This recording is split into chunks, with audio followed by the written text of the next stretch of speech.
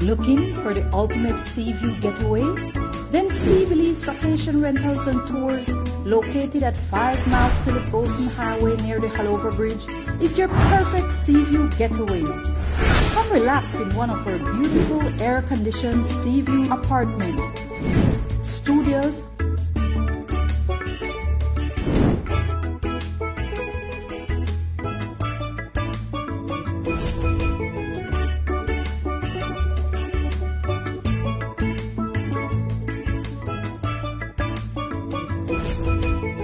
sea view rooms,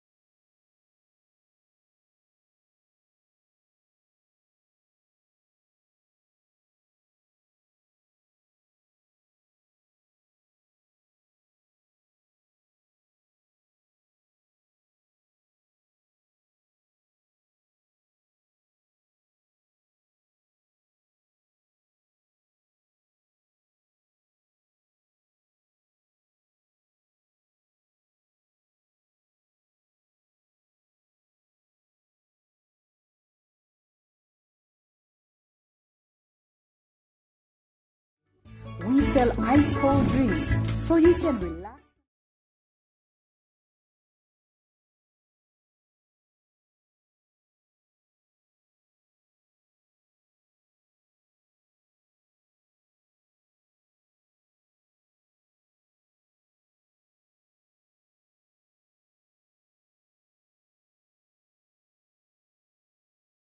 Sea view getaway?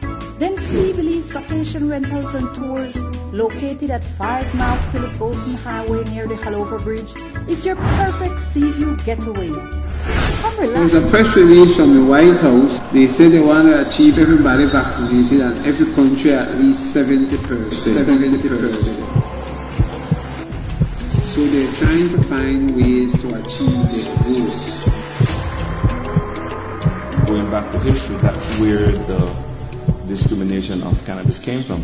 Yes. Because a lot of Mexicans was bringing hemp to the U.S. They used to make cloth, plastic, clothes, even biodiesel. They should know the meets and bounds. They should have their deeds. They should know where to get this information. And when Nasri speaks about, that we're already behind the education system, there are some schools that they were moving in a good direction. How can we mold boys into good men? Society in crisis. That's the game with the road. We probably know with bloody politicians we play that game there and think everybody fool. Tell everybody what they do, and if you get money, share it with me now.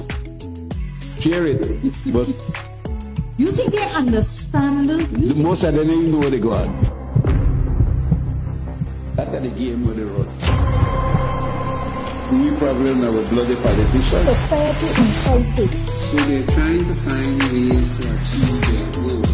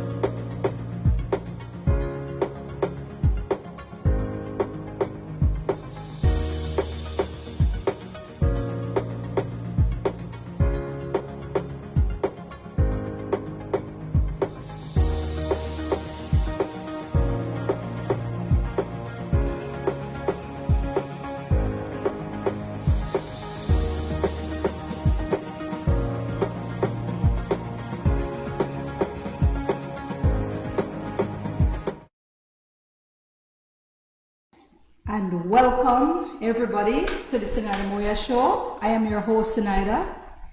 It's definitely a pleasure to be here tonight. We are live here in studio. Tuesday, we've made it to another Tuesday. It's a pleasant Tuesday. And, in the US, they recently celebrated 4th of July, their Independence Day. And so I want to wish all Americans, United States of Americans,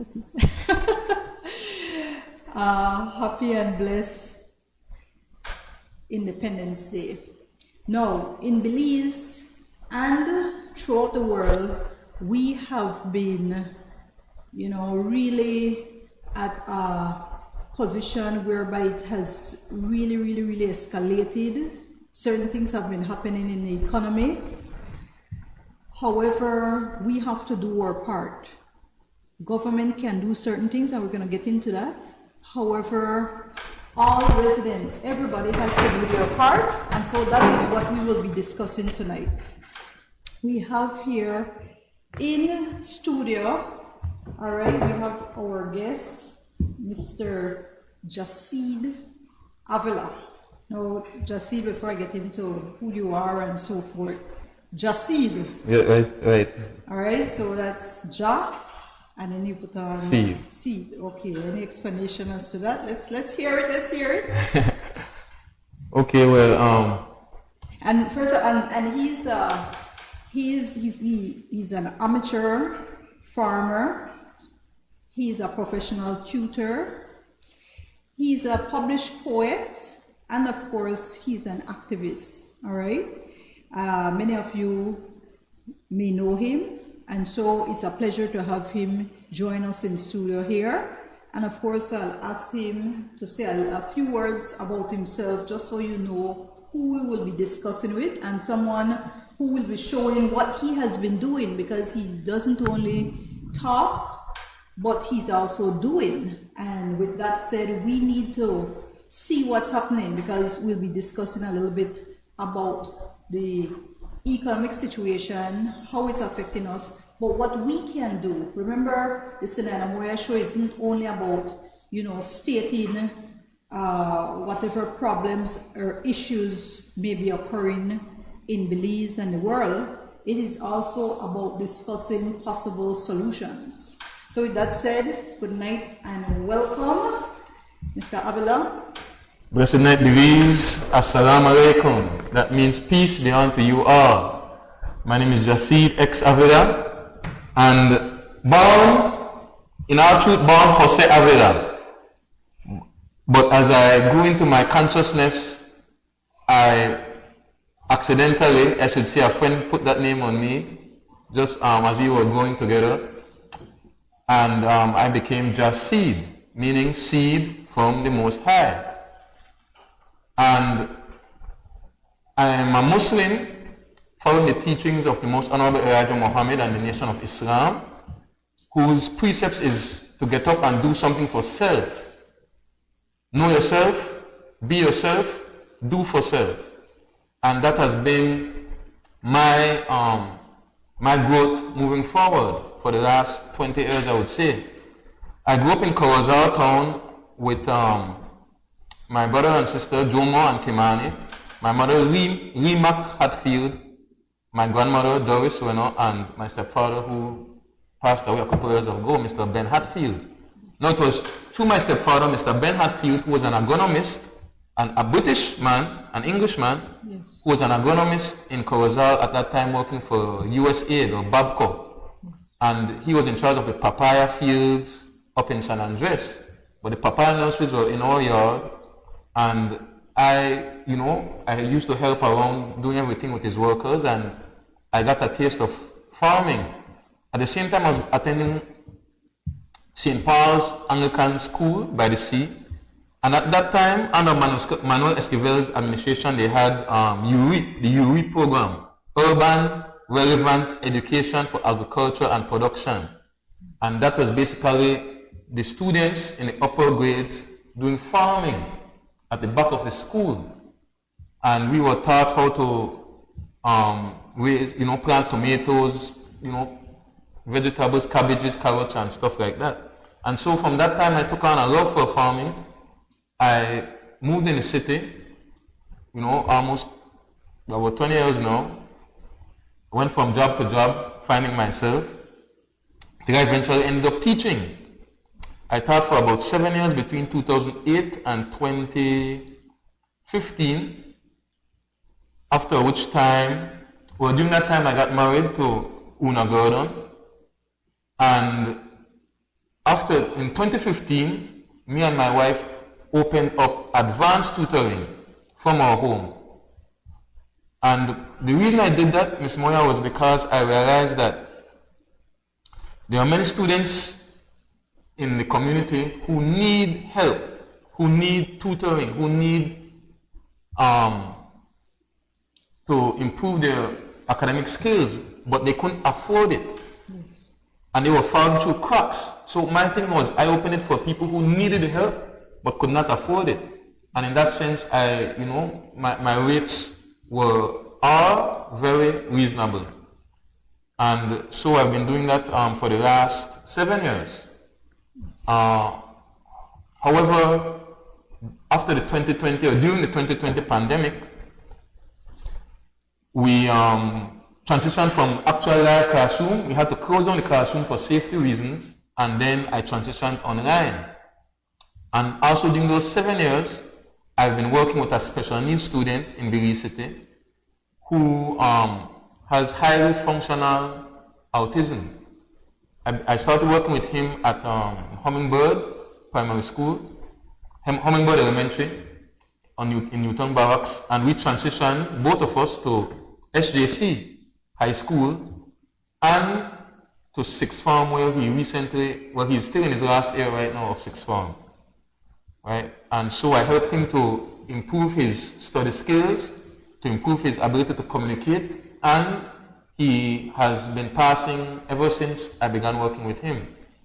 So, and besides that too, in 2012, I hooked up, you could say, with Belize Grassroots Youth Empowerment Association. Yeah. And that was headed at the time by our brother, Rastafarian brother, Nigel Petio, and a very strong, dynamic group of Rasta brothers up at 41 miles on the George Price Highway, which is about 6 or 7 miles outside of Belmopan, just before you reach Belmopan. In 2012, these brothers stood up and challenged the government to give 1 acre plots to first-time landowners, born Belizeans who had never owned land in their lives. Yeah. Now, my wife owns the property that we are on. It's her property. And I have a property in Corozal that I'm taking care of for my family.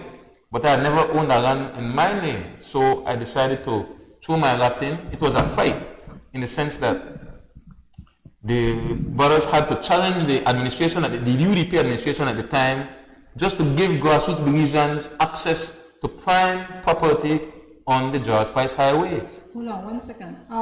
Let me just say before I go further, I know the topic that was there, and it's probably still there, is love, hate, violence and control. Please note that that show will be at another time because the guest was not ready. He was not prepared to come on as yet. He had asked to come on the show, and we were going to have him. That's Mr. Andrew Sutherland, but he was not prepared because I do see some people say, I see Prince Gentle saying, waiting to hear from Andrew Sutherland. Andrew was not prepared, all right? So whenever he's prepared, then he can come on. Nancy De Paz, I hear you, Nancy. She messaged me and saying she's tuning, however, she's on Facebook jail. She's unable to comment. Nancy always comments. She's in Facebook jail. Sorry to hear that, Nancy. I've been there so many times. Claudette Simmons, good night. Ruben Martinez says, good night. Following the teachings from the Nation of Islam is interesting. Many don't like Minister Farrakhan's teachings, but he speaks the truth. Melly Brown Pinelo, she says, me too. So I'm just letting you guys know. No? So whenever Angel is ready, you understand, then Angel needs to be able to speak as eloquent as you and be prepared, right? When you want to speak on a topic, you have to be prepared. You have to be prepared, otherwise you, the viewers, may not be able, you know. You're gonna tune out. You may tune out, and we can't afford to have that. So when he's ready. So I just want to say that to those who are expecting the show, you know, love, hate, violence, and control, because as we were speaking before, it is a topic we will discuss simply because we see what has been domestic happening violence in Belize in our society, and we need to address it. So trust me, we will be addressing that, but the other show. Before you go on though, let me say that we'll be discussing certain things. So before you get into Big A and all that, because that's very important, I also want to do a backdrop as to why we're having this show as well. Food prices have gone up. You know, first of all, it's inflation that we're in. And for those of you hyperinflation. Well, hyperinflation, we're definitely heading to hyperinflation. We're in, it's almost like hyperinflation in certain commodities, right? And if you look, hyperinflation in a nutshell, you know, it's when you're purchasing power. So whatever monies you may have, it is not, it is unable to pay for certain goods the way you used to pay. So if you used to get, like, I don't know, a bag of goods for $100, you may only be able to get maybe half of that bag, or 60% of that bag, or how much it is. So it's your purchasing power, it dwindles, and that is caused by different factors, different economic shocks in the society. Fuel costs being one of the main. Fuel costs right now is one of the main ones. We know that the war is ongoing, and that is definitely a huge reason. But it's beyond that. It was the COVID-19 lockdowns that really escalated. That's what triggered it. And you have to call a spade a spade. As an economist, I have to call it out. Don't just say the war just happened. But this has been happening before. Do you recall that prices were going up before? But what happened? One of the factors has to do with, you see, governments, and it's not only the US government, Belize, many different countries, what they have been doing, they have been printing money. You understand? And when you get into the economics, I don't want to get all technical, but when you start printing money, that you're not, first of all, your export is not at the level that you're exporting more than you're importing. You're importing, so you're just bringing in goods. In the case of Belize, it's mainly imports, and your export is at a lower level. And so to be able to pay for it, especially with the restrictions of low foreign exchange, to be able to pay for it, there's many different... There's an annual deficit every year. Trade deficit, right? So, you know, you could have a trade surplus when you're able to export more, but in our case, we are importing more, so there's a trade deficit, right? It's lower. There's different reasons, there's different ways that you can deal with inflation, and inflation is what we're dealing with right now, hence the reason why the importance of the wage increase, you know, for the masses is important. It's something important because they need to be able to pay for their basic goods and services. You understand? The government isn't letting up and saying, hey, listen, you know, you're paying electricity, you're paying water, you're paying whatever, cable or whatever. We won't charge you GST. We won't have environmental tax be on everything. No, they're not doing that. Government is continuing to charge the same percentage of tax as they did. So nothing has changed in that area, not that I'm aware of. If anybody knows otherwise, feel free to tell me. So with that said, we're at a predicament that the prices are going up. You understand? The wages have been stagnant. You see, we are not exporting as much as we are importing. Okay, fuel prices have gone up. Okay, so that's a huge effort. The supply of fuel has dwindled as well. Hence the reason we also see government continuing to collect what they're to collect, but the price has been increasing. When you look at certain commodities, that's where you can think about hyperinflation. For example, in diesel, in gasoline, in certain areas, and I can get into that because hyperinflation is high percentage, higher than regular inflation. Hyperinflation is just an accelerated inflation. I think it's more than 3 or 4%, right? Would be considered, or even more than 10% actually. Yeah, it's like 30%, 40%, 50%. It's high. It's a high percentage, and so we have to be careful that in certain areas that's where we're heading, but in other areas we're not. Now, let me just throw this out because this is a backdrop, and then we're going to look into these areas of how we can deal with it, because that's what you will be discussing. Grassroots level areas we can deal with. You know, I may be talking certain technical terms, and I'm trying my best to speak it easily so that any and everybody can watch it, because we do have viewers throughout the country, and we have viewers that are tuning online around the world. We're on Max television and radio throughout the country. All right, so from north to south, east to west, we're on Max television. In a nutshell though, let me just tell you some of the inflation rates in May 22. Now, I don't have the figures of June 2022 because I get figures straight from the Statistical Institute of Belize. However, the last figures I got, which is just a few days ago, probably 6 days ago, were for May 2022. So please understand the figures that I'm giving you, they have gone up. Hence the reason you can talk about hyperinflation in certain areas. All right. So let me just give you certain figures. All right. When it comes to food and non-alcoholic beverages, all right. This May 22, 2022, it was at 0.5%. Clothing, it was negative 0.4%. People have stopped buying.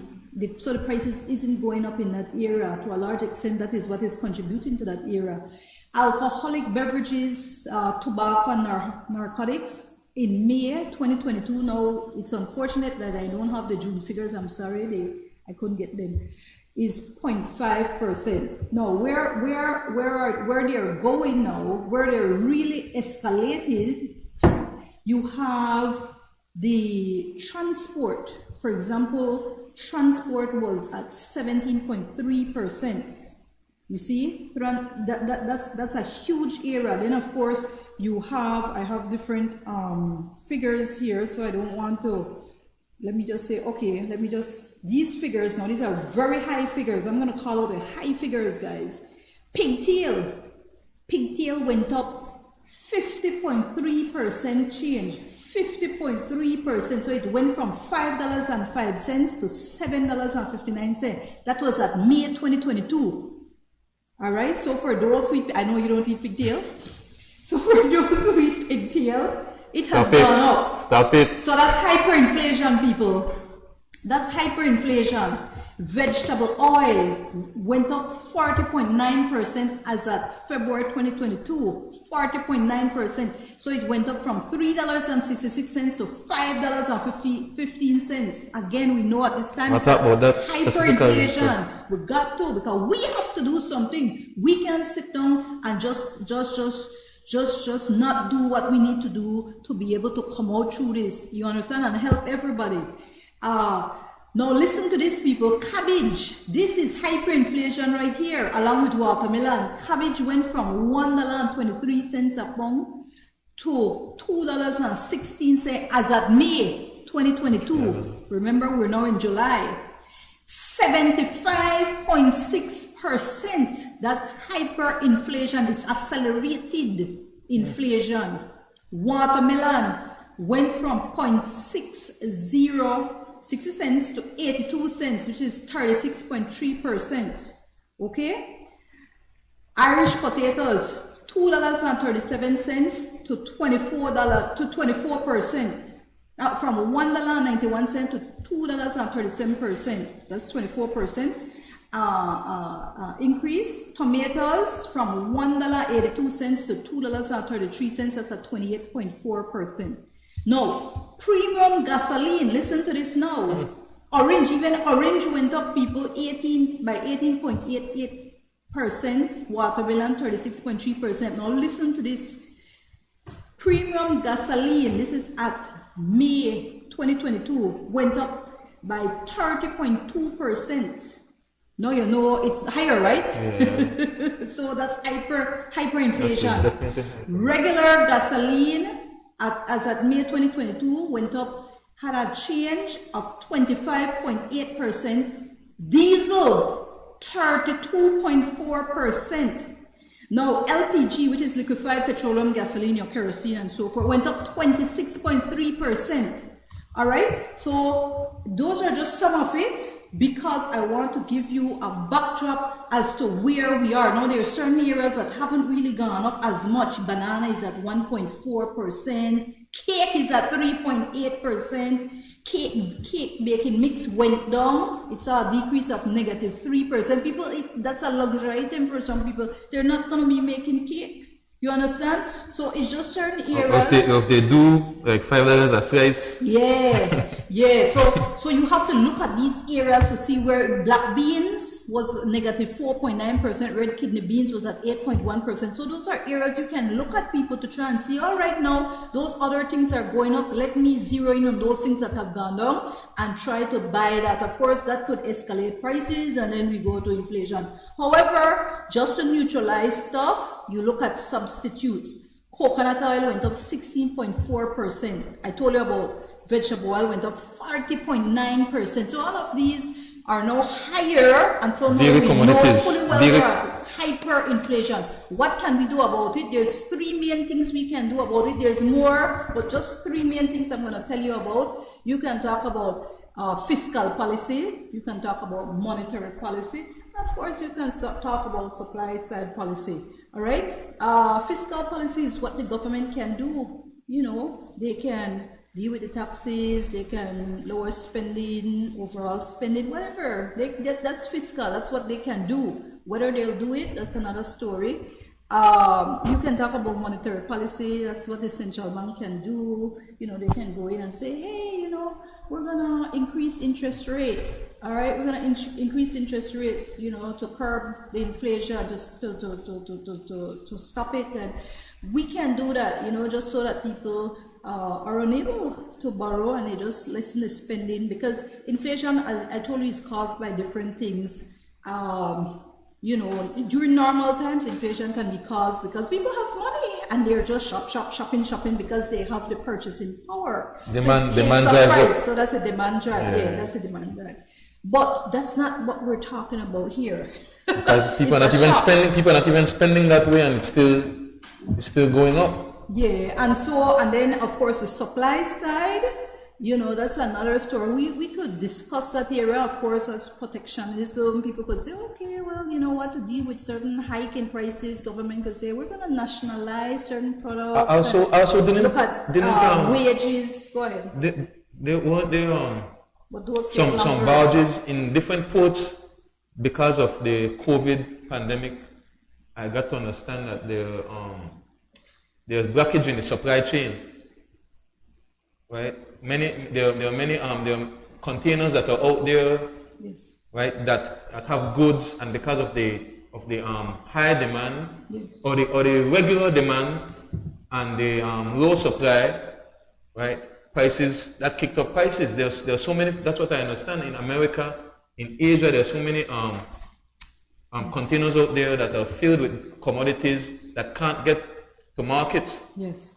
Right? And so that's one factor. But one thing I understand, Ms. Moya, is this also, right? No, I'm not an economist. Please, believe me. I mean, but... And those are driving, what he just mentioned, you know fully well those drove up the prices, and those will drive up the prices, because you know we did experience when we were unable to get containers unloaded off ships, when we were, you do know that caused prices, and that was done prior to the war. Hence the reason, do not be fooled, my people. Please do not be fooled by saying, oh, this inflation or hyperinflation, depending on which country you're in, because of course Venezuela is going through hyperinflation and all that, but you don't be fooled and say it's due to the war. It's not due to the war. Yes, the war has escalated it. Yes, the war has contributed to it, but it's not primarily due to the war. This is something that from COVID-19 hit, you saw certain lockdowns. You saw whereby people were locked in, they weren't able to work, people were literally shut down, the economy was shut down, so much so that when it opened back up, you know, you had certain people, they were receiving, well, more in the US, unemployment benefits. They didn't want to go back because they felt that was enough. People, certain policies, for example, in the US that they were carrying out, entice certain people, especially poor people, to stay home and not work. So that also contributed to it. And how were the US getting out money and other countries? They were not earning it. They were just printing it. Right. They were just printing it. And so all this money was just out there, and it had no value, and it just went up, and money was out there, but it didn't have the value. So we can get into all that. Just please understand, don't be blaming, oh my God, it's because of the Russian war, we're in this. No, and then all that, remember the ships were left, remember in San Francisco, remember in the US, those areas, all the ships were left there, ships weren't coming, goods were not coming, we had high prices. We were already in inflation, people. It is just escalating, and now we're in certain areas at a level of hyperinflation, but it's still inflation in certain areas. But you know, it's moving there. Go ahead. I want to say this, right? That a lot of my understanding is rooted in my faith and in the teachings of the Most Honorable Elijah Muhammad. The messenger taught that history is the most attractive and best qualified to reward our research. History, not politics, not religion, not science per se, but history. Why am I saying that? Because as beliefs we are very closely tied to America. You know, from your young, they teach you that our dollar is pegged to the American dollar 2 to 1, which all of that is changing. But the fact is that if America sneezes, as they say, proverbially, Biggs catches the cold, right? That's so the other Caribbean countries, and that was literally the other day, right? Literal sneezing. But what I'm trying to say is that in the 1970s, the American dollar was taken off the gold and silver standard. That's something that they don't teach you in school. They don't let you understand, and that has historical ramifications. That has historical consequences. What does that mean? There was a time when you could go in with $1 or more, and you could get that dollar worth of gold in any of the central banks in America. It was pegged to something of real value, gold and silver. Yes. But in 1970s, under Nixon's administration, not that had been happening before, but he officially took the dollar off the gold and silver standard, so that now that greenback is not backed real and truly. It's what they call fiat money, and fiat simply means we have the faith, we believe in the money. It's paper money, you put and like I said, right, you put the value on it. It's what they say the value is, and the value is normally pegged to the GDP. But they just keep printing money, and any merchant will tell you, anybody with a basic level of marketing will tell you that the more supply you have of anything in the streets, the more supply you have of something, if it's sugar, if it's water, if it's gasoline, if it's oranges, fruits, whatever commodity you have in high supply, the value of that is going to erode. So for decades now, in reality, the American dollar has lost a lot of value.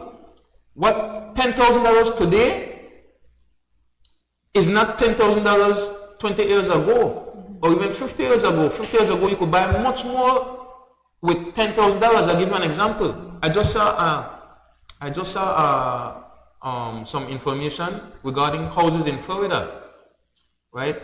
In the 1960s, yes, you could buy a house for $8 grand, $8,500.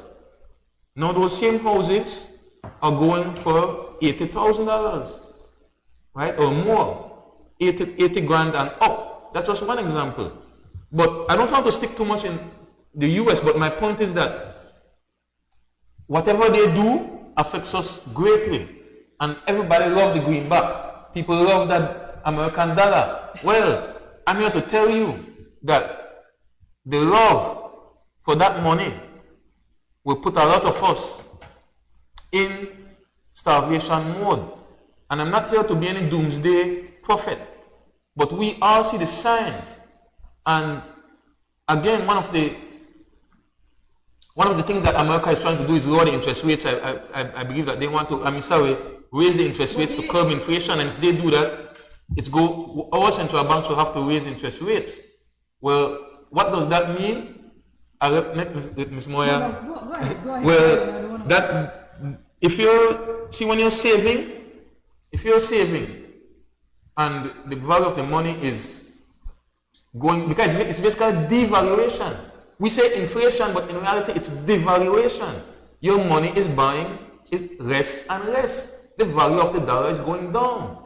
So if you're saving in the bank, the $10,000 that you're saving today, right, 5 years from now, that interest rate, if you say it's 7% interest, right, that would be what, $70, if I'm not mistaken, right? You would get on that, you would get a certain return on that $10,000. But if the interest rate is raised, right, it's good for the people who are saving. But if the interest rate is lowered, then you're not getting as much return on that money. Now, again, there's many factors to that. But let's go to the grassroots level. I used to have a little argument with my wife. There was a time my wife gave me $125. She said, go to the shop. So it was like 3 years ago. She said, $125, go buy one pack of coconut powder. Right? I went to the shop. I come back vexed.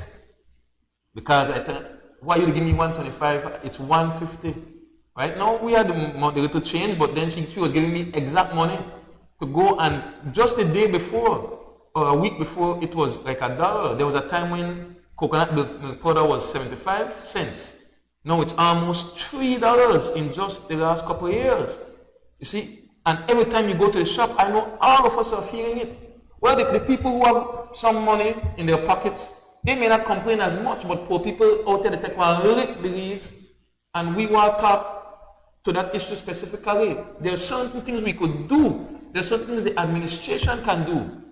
And in terms of the coconut powder, well, right now, my wife and I, we are using grated coconut. We use the real coconut.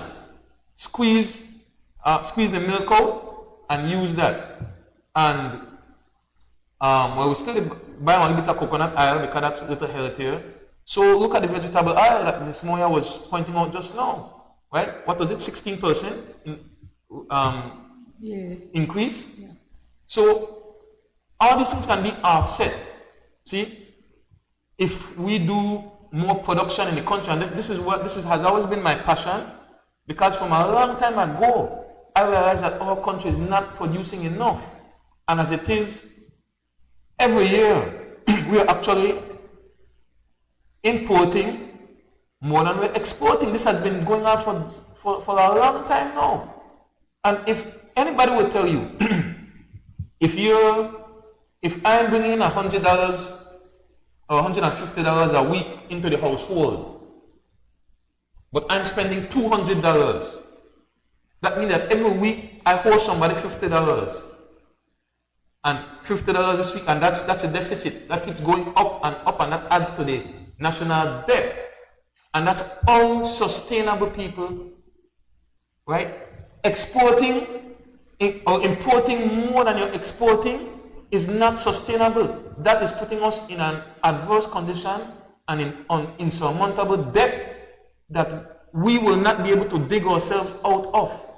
One of the main ways that I understand for us to come out of debt is to produce more. You mean to tell me that we can't produce matchsticks anymore? We have to import toothpicks. We have to import, well, not toilet paper. I think we do that. Some of that we do. But the napkins, paper napkins, there are many things that we could produce in Belize, but what? The administrations, both of them, have never really pushed production on a local level. Yes, the big farmers like the Mennonites and the cane farmers and the citrus growers, you ask any primary school student or high school student, that's what they will say in terms of production. That's all we know, right? The citrus, cane, sugar cane, and what the Mennonites are producing. Now the Mennonites are feeding 90% of Belize, or maybe we could say 99% of Belize eat something from the Mennonite. And so the Mennonites are producing and selling it to us and at exorbitant rates because they have a monopoly on it. Listen, I want to be very as brief as possible, as to the point as possible. The Belize Grassroots Youth Empowerment Association of Bégué, which was formed in 2011-2012, had given lots to people, farming lots to people, because we wanted to produce, or specifically for people who wanted to plant. And the land up at Harmonyville, which is what the community is called now, 41 miles, 42 miles on the Western Highway, the land is rich. I believe that Bégué distributed almost 1,000 acres to first-time landowners with the understanding that we were going to plant. But of course, land development isn't easy. Yes, we got the land at a very good rate, because on a whole it was everybody paid about $1,500, $1,500 for an acre.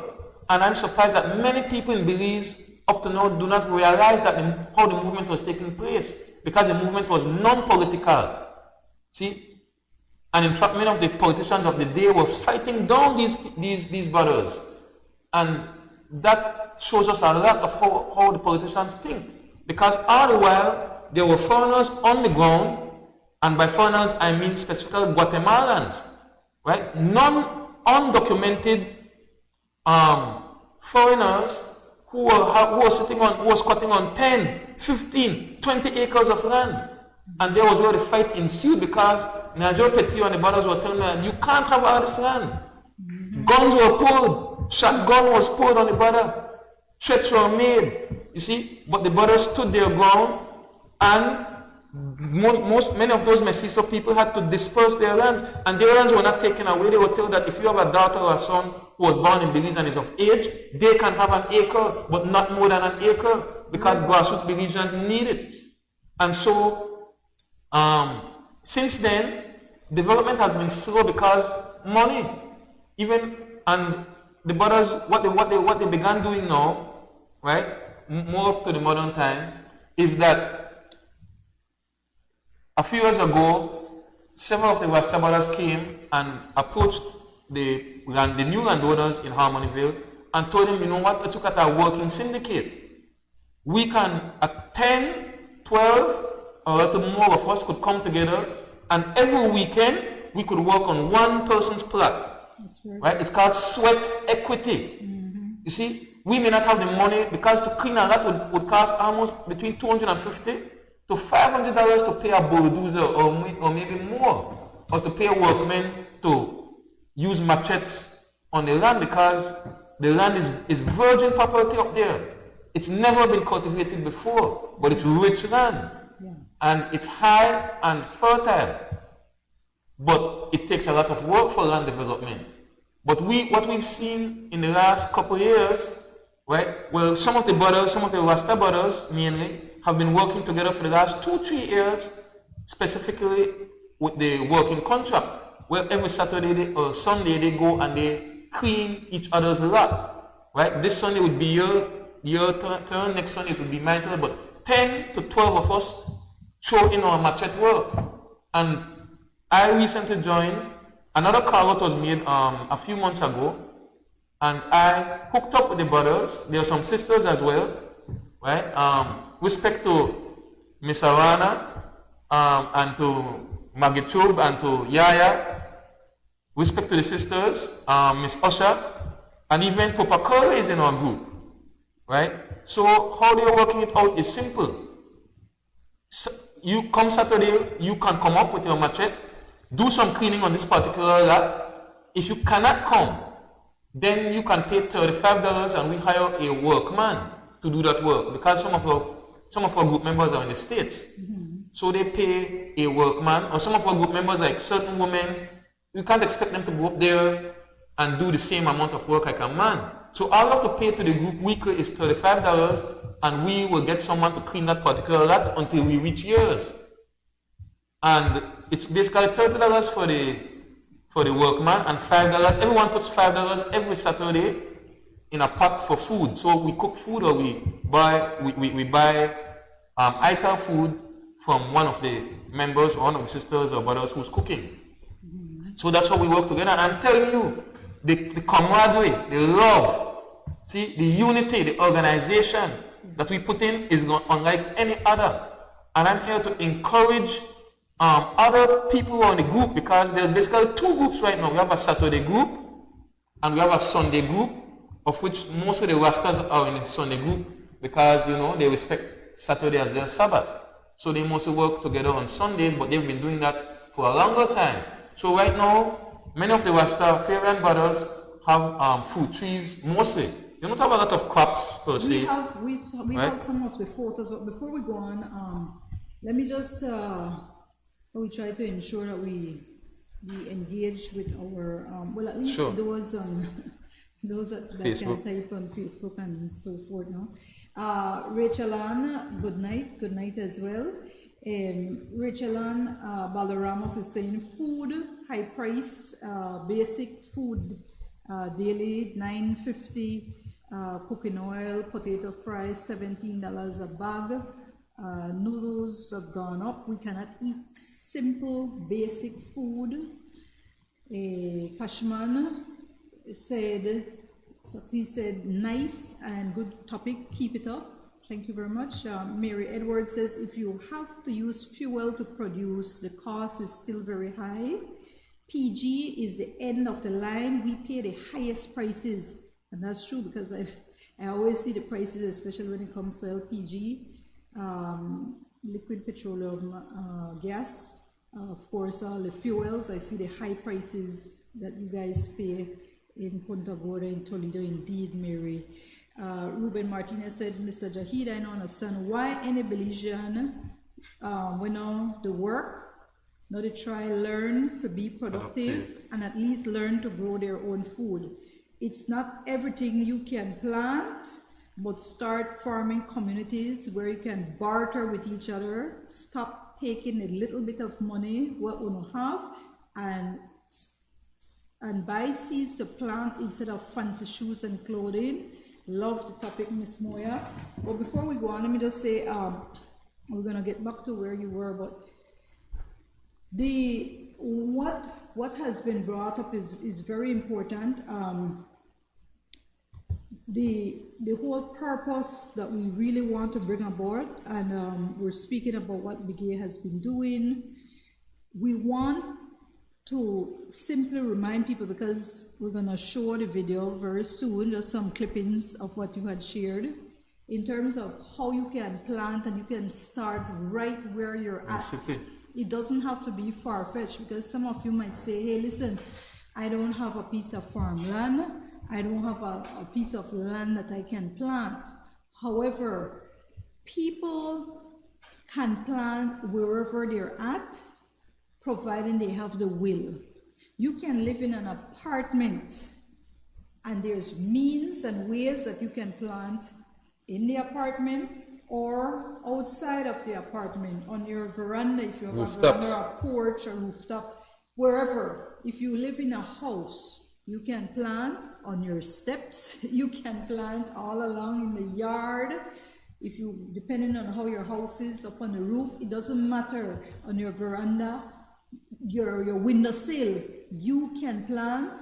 There's means and ways. The reason why planting is so very important, is extremely important during inflation. The prices are going up. The prices have gone through the roof. I listed some of the prices. The increase that I told you were May 2022. Were I able to get the June 2022 figures, it would have been way higher. What am I saying? If you went out and you were buying $100 worth of goods, you are now only getting half of that. To a great extent, half of that you're getting now. 50% inflation in general. Exactly. I spoke about cabbage, something simple as cabbage, and how high that increase has gone. That's hyperinflation. If you were to grow your cabbage right at home, your lettuce, your cilantro, your potatoes, your potatoes, sweet potatoes, Irish potatoes, you were to grow them, your tomatoes, your sweet peppers, whatever. I didn't mention about okra, but I'm sure okra, all of these things. You understand? Your bananas, you would be able, all that money that otherwise you would be paying. And listen, if there's any group of people who will survive inflation, if they are prudent enough and wise enough, are people from the rural areas and farmers, subsistence farmers and farmers. Okay, even commercial farmers, they can withstand it, but subsistence farmers, people in rural areas, because a lot of them, not everybody, those who plant, that's why I said farmers, those who plant, they will not have to be dealing with going to a supermarket and dealing with the high inflation, the high prices, as opposed to the regular person who may be living in urban areas, that they have to bear the brunt of the inflation. These are the people that are most at risk. But to be able to quell that, to be able to curb that burden, because it's to a great extent the urban residents. Working with the most. Yeah. Exactly. They are the people. They can do something. We can do something. This is what we're talking about, because we have some pictures, and I want to show before you go on some of the pictures whereby even at your house. I wanted to mention that, right? You were planting way ahead. It's not just now that you're planting, and this is what we have to do. You see, listen, I had already told you, I used to plant corn. I still plant bananas. The wishwilly, they have eaten out. I have a lot of wishwilly around the place. They eat out the papayas, unfortunately. So you have to plant things that they won't eat. You know what I'm saying? But the peppers, my peppers are getting there. They have dealt with even my watermelons and so forth, and tomatoes, of course. However, there are certain plants. Not all of you have wishwilly at your place like me. And start to kill them out, huh? I know, you know, I like to see them because I have a lot of beautiful, all different actually, colors. Our dog, Pasha, she kills those, right? Kills those, we have to bring that dog there. So what I want to share is that but yeah, go ahead, in the last 10 years, discuss about that part. Just in the last like 10 to 12 years on Farmers Road extension, in a 50 by 75 more or less, right? My wife and I have harvested, listen, sweet potato, pounds and pounds of sweet potato, okras, corns, tomatoes, cabbages, pumpkins, I mentioned sweet potatoes, right? But right, staple things like that, and that's beside the coconut, golden plum, lime, soursop, mango. That's all in our yard. Yeah. But what happened after a period of time is that the trees took over because the coconut got bigger, the mango got bigger, the golden plum, the soursop, and it's hard to plant around trees, right? They just eat up the soil, the roots run into the soil, and the soil gets hardened. So we began at another point, we began planting in these boxes, right? But they rotten down after a while. And I'm trying to say that in Dili City we could do this, right? We're still getting, right now we have some corn and we have sweet peppers, and we also have sweet potatoes right now. That's beside the fruit trees, but we have a lot of herbs, right? We have our chancapedra, which is good for stone, kidney and gallstones. Also, we've the vervine or vervain, what people call it, the fever grass, John Charles, strongback, thyme, oregano. All of this we have in our yard right now. Yeah. Now, you people may be saying, well, how long I have to wait for your cabbage, or how long I have to listen? Whatever you eat out of your yard, that's $1 that doesn't have to go to the store. It's over time. You just take the sacrifice of throwing or make a compost, right?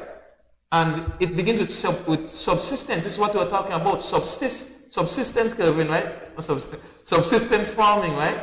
Which is sustainable farming for yourself, not necessarily to sell, right? But for yourself. And we have there's many empty lots. I want to say this, right? If you look around, right now on Farmers Road Extension around us, we have 1, 2, 3, 4. We have 5 empty lots around my yard. 5 abandoned properties just behind Alligator Lane and Farmers Road Extension.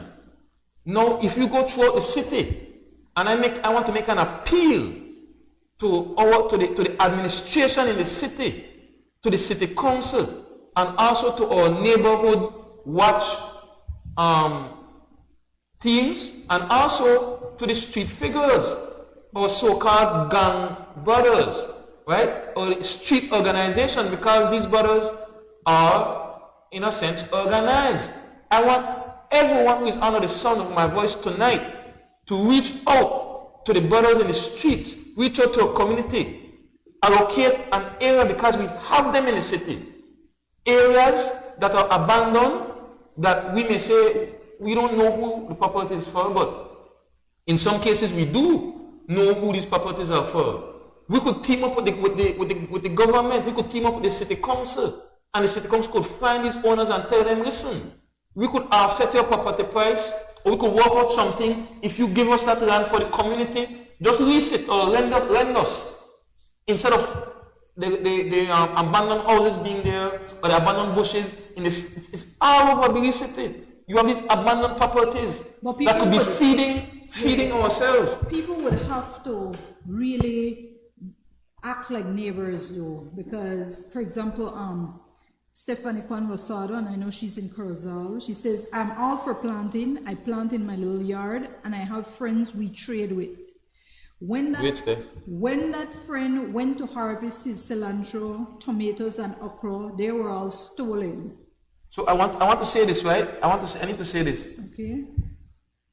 After planting, the next thing is security. Because I have an issue with a brother in Corozal who had to fence up his property. But there's ways, right? You have to look at security. Right? That's without a doubt. You know, some people say that, okay, well, you plant some for the thief and some for the animals, right? But we have to learn to look out for each other, because what I'm saying in the city now, all those street organizations, you can't go on any block, you can't go on George Street and PIV and do what you want, but the brothers have a tight hold. Yeah. In that area. And you have to empower them and engage them. You have to have them give them ownership. Yes. Right. They have to be a part of it. Empower them so that they are a part of it. and they become owners of it.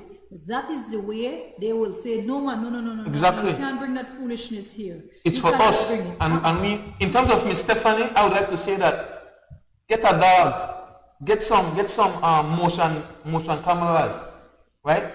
If it's going pretty cheap right now, find a way to secure your stuff. It's her friend. She's right? okay, but it's her friend because they do trading. Okay. You understand? Right. Put up your fence and get a dog that can be a warner and a dog that can be an attacker. Get 2 dogs and train them so that they can move around the yard. That's one way to look at it, you know. Wait, hold on. Kashmir Success said we must grow what we eat and eat what we grow from our own. Good night, Keenan. Good night, Keenan Flowers. Stephanie Rosado says, Juan Rosado. This year, for the first time in a long time, my soursop tree had abundance, also the mango. So I freeze them, and those are the fruits we will eat and won't be buying any fruits for a long time. Wow, she's okay. We make fruit shakes with the spinach and callaloo from our yard. Anthony Ossie, I know he's tuning all the way from London, England. Good night, my friend. Good night, Anthony. He says, this is very beneficial in these hard times. Now to teach people how to grow your own food. Maybe next time you could bring some samples and teach people with a demonstration how to grow certain plants. I love that, Anthony. I definitely will have to look into that indeed. We'll have to do. Keenan Flores says, in hard times like these, we as a people should be like neighbors to each other by helping each other. Finance-wise, food-wise, etc. Everyone benefit. And with that said, we know that people are struggling, but that is not a reason for them to, you have these others who would be planting for you to just go and reap. Maybe you could say, okay, what can I do? You know, how can I help? Right. See, because it could be community farming. And I really want to say this, right? In terms of unity, man, something that Black Belizeans, we are failing people. We think too individualistic, and that is what is killing us. That individualistic mentality is what is putting us further and further behind. We have been, and again I have to say this. The school system, schools, churches, right? Grassroots organizations can come together, right?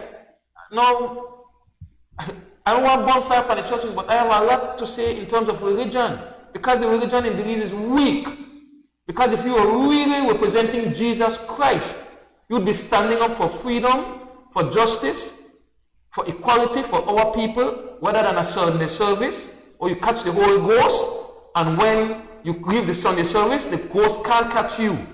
I believe, Jasid, they have a lot, and not all, a lot of the religious community have taken being meek to a whole level, to a level whereby, my gosh. And Jesus was not this milk toast turner, that Jesus was a revolutionary. Exactly. Jesus stood up for freedom, justice, and equality. And I want to challenge all our pastors, stop preaching these weak sermons about pie in the sky, while our political leaders and others take the ground that we're on and use us as slaves. See, the church has a duty to organize itself and feed its people, feed the sheep, feed the congregation.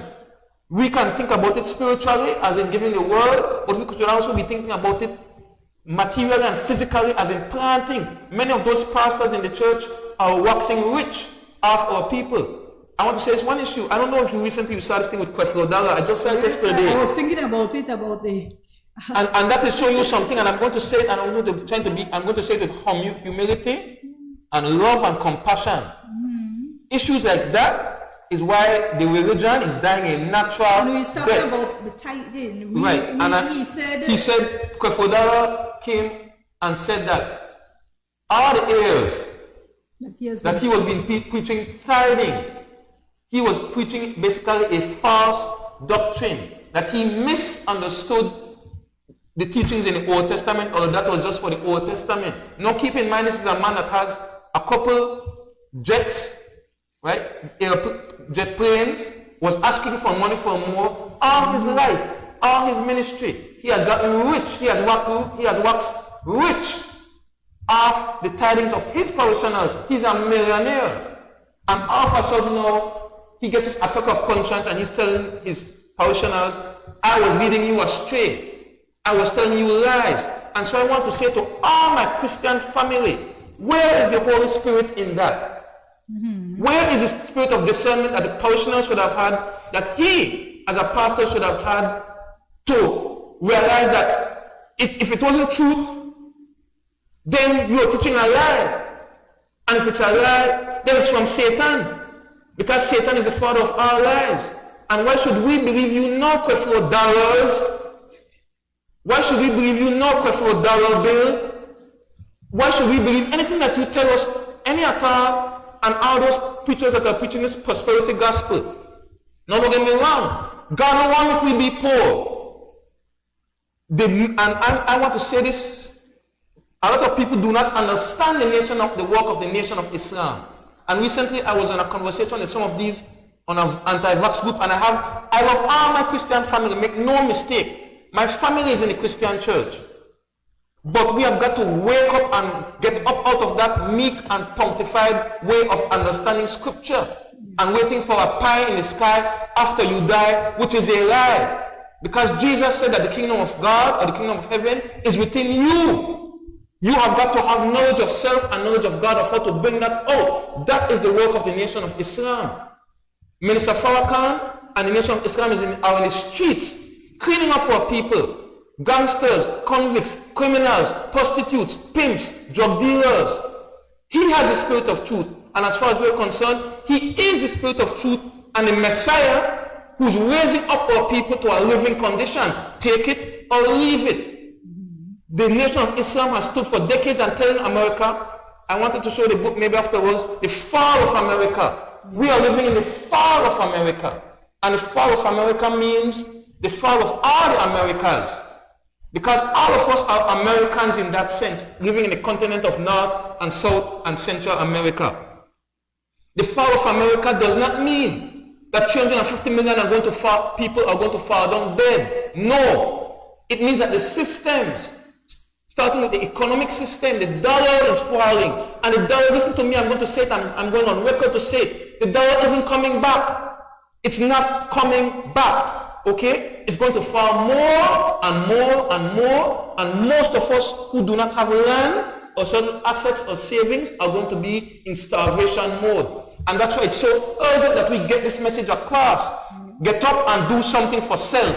That is the work and the program of the Nation of Islam, who many of you hate without a cause. Because we are telling you that the white man at the core is the enemy. Take it or leave it. Their leadership. Hold on. Hold on. Let me just stick up in there. When it comes to, we can discuss that another time. Right. So let us hold on, because we have whites listening right here. I want to do a shout out to Jacqueline and Jake Booth watching us.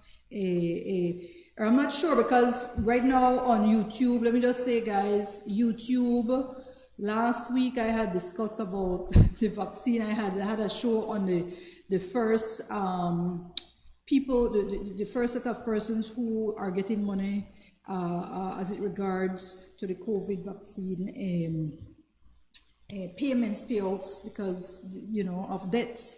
And so I had discussed that. Anyway, YouTube blocked me. So I'm blocked for 2 weeks, and I'm at 2 strikes again. So within 3, so if I do another strike within the next month or so please forgive my passion. So it will go off. So let me just say though, hold on. Yeah. Is that we do have people from all colors and walks of life who watch the show, and I want to thank you guys for watching it. Let me just again big up Max TV and radio on Central Cable Television and Internet, in Corozal, Orange Walk and Ladyville. Good night all the viewers watching on channel 51. In San Pedro, our viewers watching on channel 33. In Belize City, Belmopan, Cayo, Dangrega, and Punta Gorda, our viewers watching on channel 14. And of course, all the viewers watching, whether you're watching on the Zenaida Moya Show, Instagram, LinkedIn, Twitter, Good Night, and of course Facebook. Rumble will be uploading it tomorrow.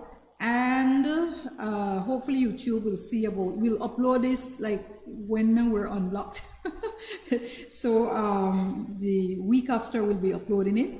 And then, but of course we are also on Max TV, on their Instagram, MadLab, Sector 9, TikTok, Zeno Radio, 104.1 FM on radio.net and Radio Garden. So I just want to big up also Max Television and Radio on Central Cable TV and Internet for hosting Jasid X Avila, amateur farmer, professional tutor, published poet, and activist, as we discuss subsistence farming to stem inflation and food shortage.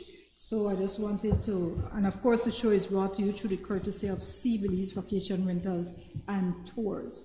So yeah, but let's just read it quickly. Okay. Stephanie Juan Rosada says, he said, tithing is not biblical. Hashid said, Operation Feed Yourself. Therefore, it's time to start feeding ourselves to become self-independent. Mary Edwards says, when it comes to helping, many take it for granted and expect the church to not only help, but maintain them while they sit on their lazy rear, talking from experience. All right, that's a good point, Mary Edwards, and I'm glad you brought that up. I will discuss that. I want us to discuss that too. Ruben Martinez says, agree with Jasid. Prices will not come back down. It's here to stay. Gas prices might come down in the distant future, but that's about it. Nothing else is coming back down. Stephanie Rosada says, we serve a God of hope. So when Mary says, talking from experience, that a lot of people, they want help and they want the church to maintain them while they sit on their lazy, she said, but talking from experience, what do you have to say about that? Okay, thank you. That's a good point, right? The thing is, again, historically, as a people, and I'm talking specifically about black people and black Belizeans, we have been made very dependent. The system teaches us to be dependent for the most part. And so there's an old adage, right, that says that give a man a fish, he eats for a day. Teach that man to fish, he's going to eat for a lifetime. So, and I have to say this because this is my base. The Nation of Islam's work is to give us knowledge of self and a knowledge of God, and to make us independent and self-reliant. The Nation of Islam is not about handouts. You can be helped to a certain degree. Our duty is to help our people. But the church has got to challenge our people in the best way that, yes, miss, I could give you this today. But why don't you come out next week and see how you can help us cook and eat food and we could sell it? Give them tools, but it's not so easy because it's here. It's here. It's a knowledge that begins here. The boys in the street who have no jobs and yet have families, it's not that they want to sell drugs or sell weed or they don't want to do anything. But there's two factors, two main factors. One factor is outer in terms of the administration not giving young people opportunities in these, and this has been, we're not political. This is on both administrations for a long time. They give to who they want to give, and that's a whole other issue. But internally, if you could look, when you know yourself, and that is why I have this passion in what I believe, because it wasn't the church who opened my eyes, and I grew up in the church. We grew up with churches on every block. It was the teachings of the most honorable Elijah Muhammad who taught us to accept our own, be ourselves, and do for self. When you could see the God in yourself and the God in your brother and sister, and you could learn to bring that out and say, you know what? Let's work together. Let's trust each other, because it's a value thing that most of us do not have values. It's not being taught in the church. I'm sorry. Because we have churches on every block. No, I'm not saying that there are not some Christians who are striving to be righteous. And I have to big up my brother Moses Solf, who is doing work. I don't care what they say about that brother. He's my brother and I love him, and he, to me, is one of the truest Christians that I know. Because he's working with poor people right now to help them, and he has built that for himself.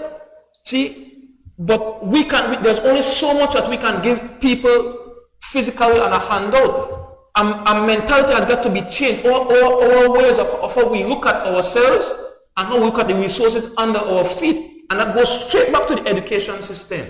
Because the education system has not taught us enough about doing for self and about using the resources. A true education will teach you how to use the resources that are under your feet and make and produce.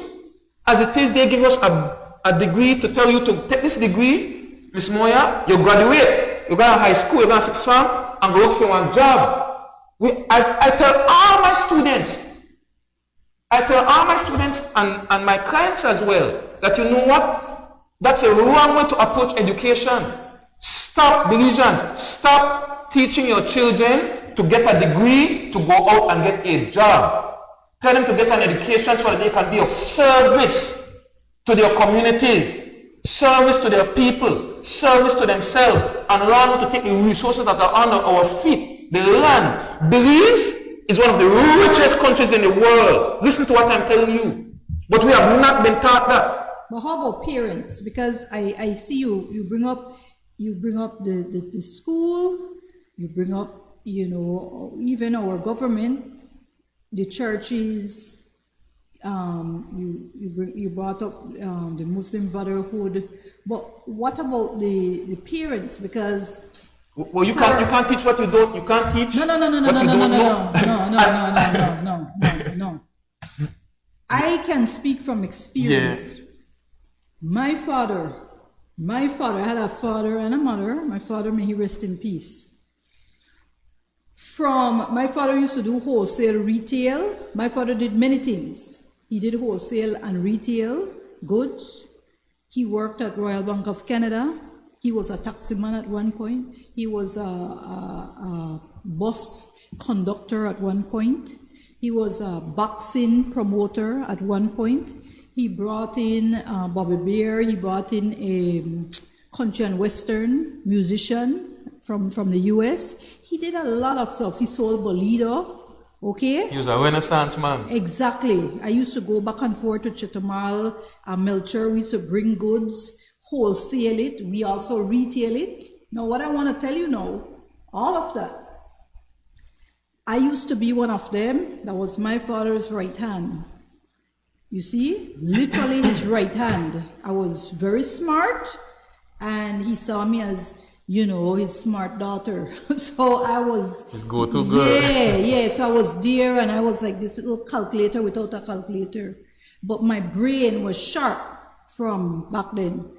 And he used me, that mother, in a positive way, because it was a win-win situation for me. But he influenced me greatly.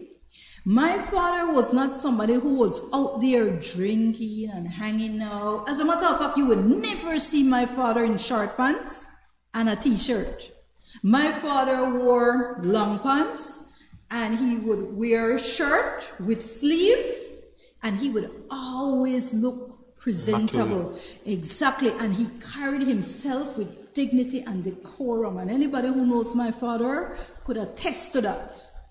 And he was a role model for me. Yes, I have my mother, and she was at home, and she also had her own shop. She used to sell panades and garnaches, and oh my gosh, people from all over, from the banks, they used to to go there, and if she didn't open her shop, they were upset. It was she did that well, and we used to help her in that too.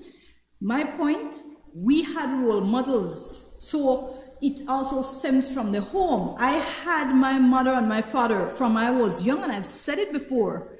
When my father would be selling his goods, I would literally be buying my goods from a young age. So when he's buying his big stack of goods, I have my money that I would save and I would turn it over. I would be buying my bag of sweets with the little plastic necklace or whatever I'm selling. So when I on Monday morning, when I go to St. Ignatius Primary School, I am, as you walk into St. Ignatius Primary School, off Euphrates Avenue, I'm right on the stairs selling happily while my classmates would be there playing and being happy, and I'm happily making money. I was not worrying about the noise in the market. I was checking my change from a young age. So I was making money from then. I was saving my money at the credit union, very happy when my mother would make her goods, you understand, give me to sell. I know she would be making some big stuff, so whether it's big, tablet or a big tamarind sweet or big whatever she's making, cutter brute, man, I would put that in half and I would go sell so that she gets her full money and I get the same amount of money that she gets, because I would always sell out.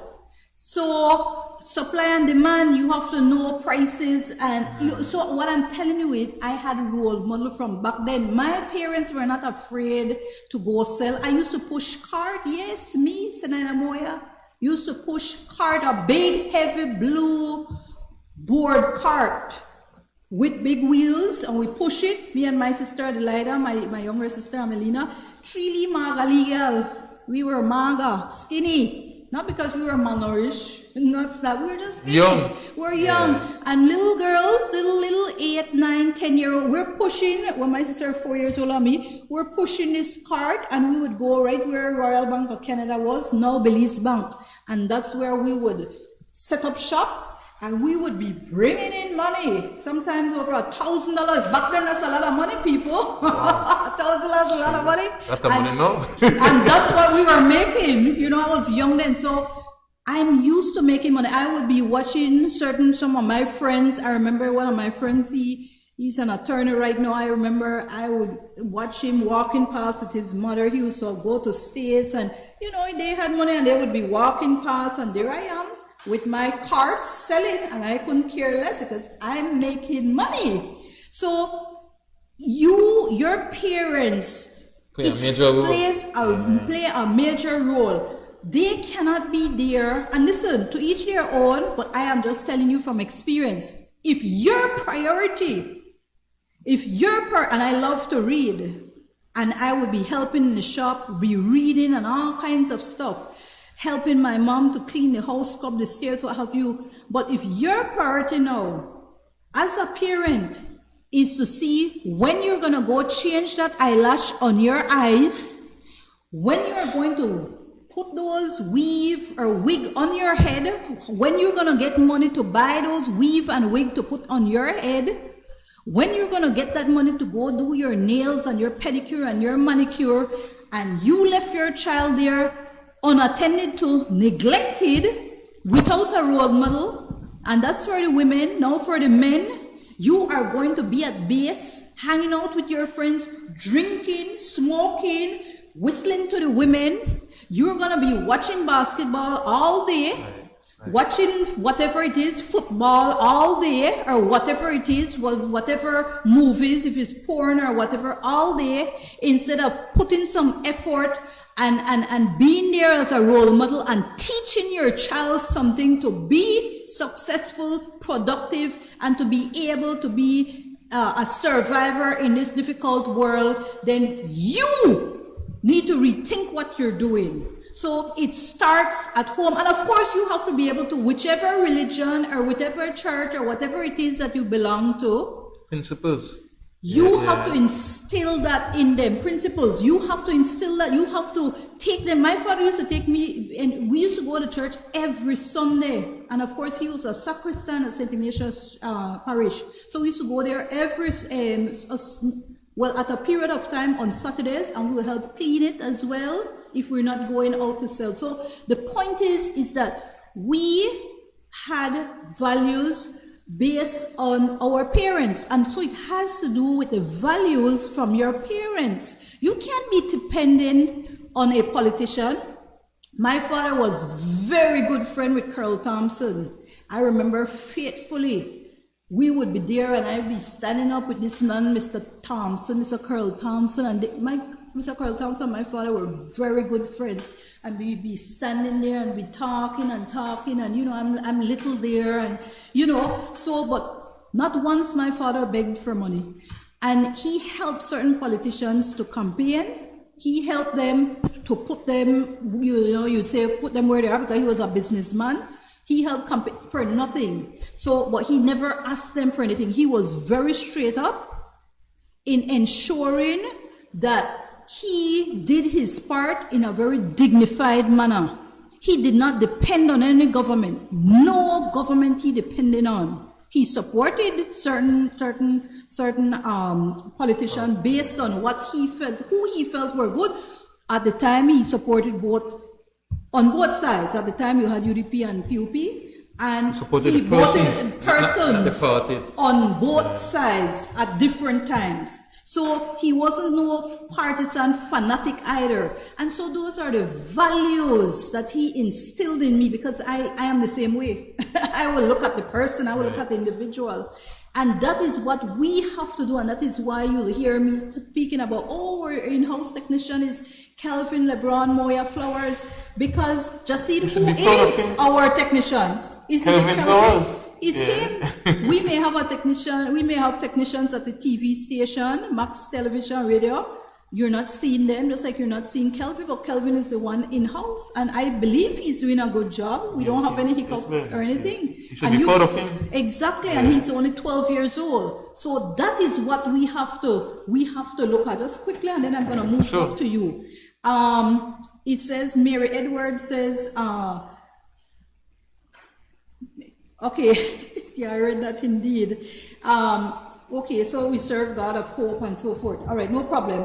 But in terms of parents, that is what I wanted to say. There's levels to the parenting, because again, I know I beat down for we people, but culture has a big role to play in it, right? And we cannot run away from that. If you look at most of our black divisions throughout the country, yes, right? But particularly on the south side, which, you know, where I live, and I've been there for a long time, and I know a lot of my people know. I've lost a lot of students in the streets, you know. Yeah. I've lost a lot of friends to gun violence. People that I know, people that I love, people that I hung out with. I've lost people young men that I taught. So I'm not talking in any disparaging way. I want to see all people out of a better condition, in a better condition. But the whole Quran teaches us this, right? The whole Quran says that never will Allah, God, change the condition of a people until they change it themselves, right? In other translations, it says until they change what is within their hearts. Because I heard a lot of back and forth with certain Christians fighting amongst each other and saying that God doesn't say God helps those who help themselves. It's in the Bible. It may not be in those words, but understand principle. No spirit is going, if you want bread tomorrow, no ghost is going to come down to give you that. No spirit is going to, we are born with the spirit and the nature of God already, and the intelligence to get up and do something for self. But it's something that has to be taught. Because as black people, and I have to be specific, I'm talking about myself and my family and our people. As black people, we have been taught to be dependent. It's a carryover from slavery.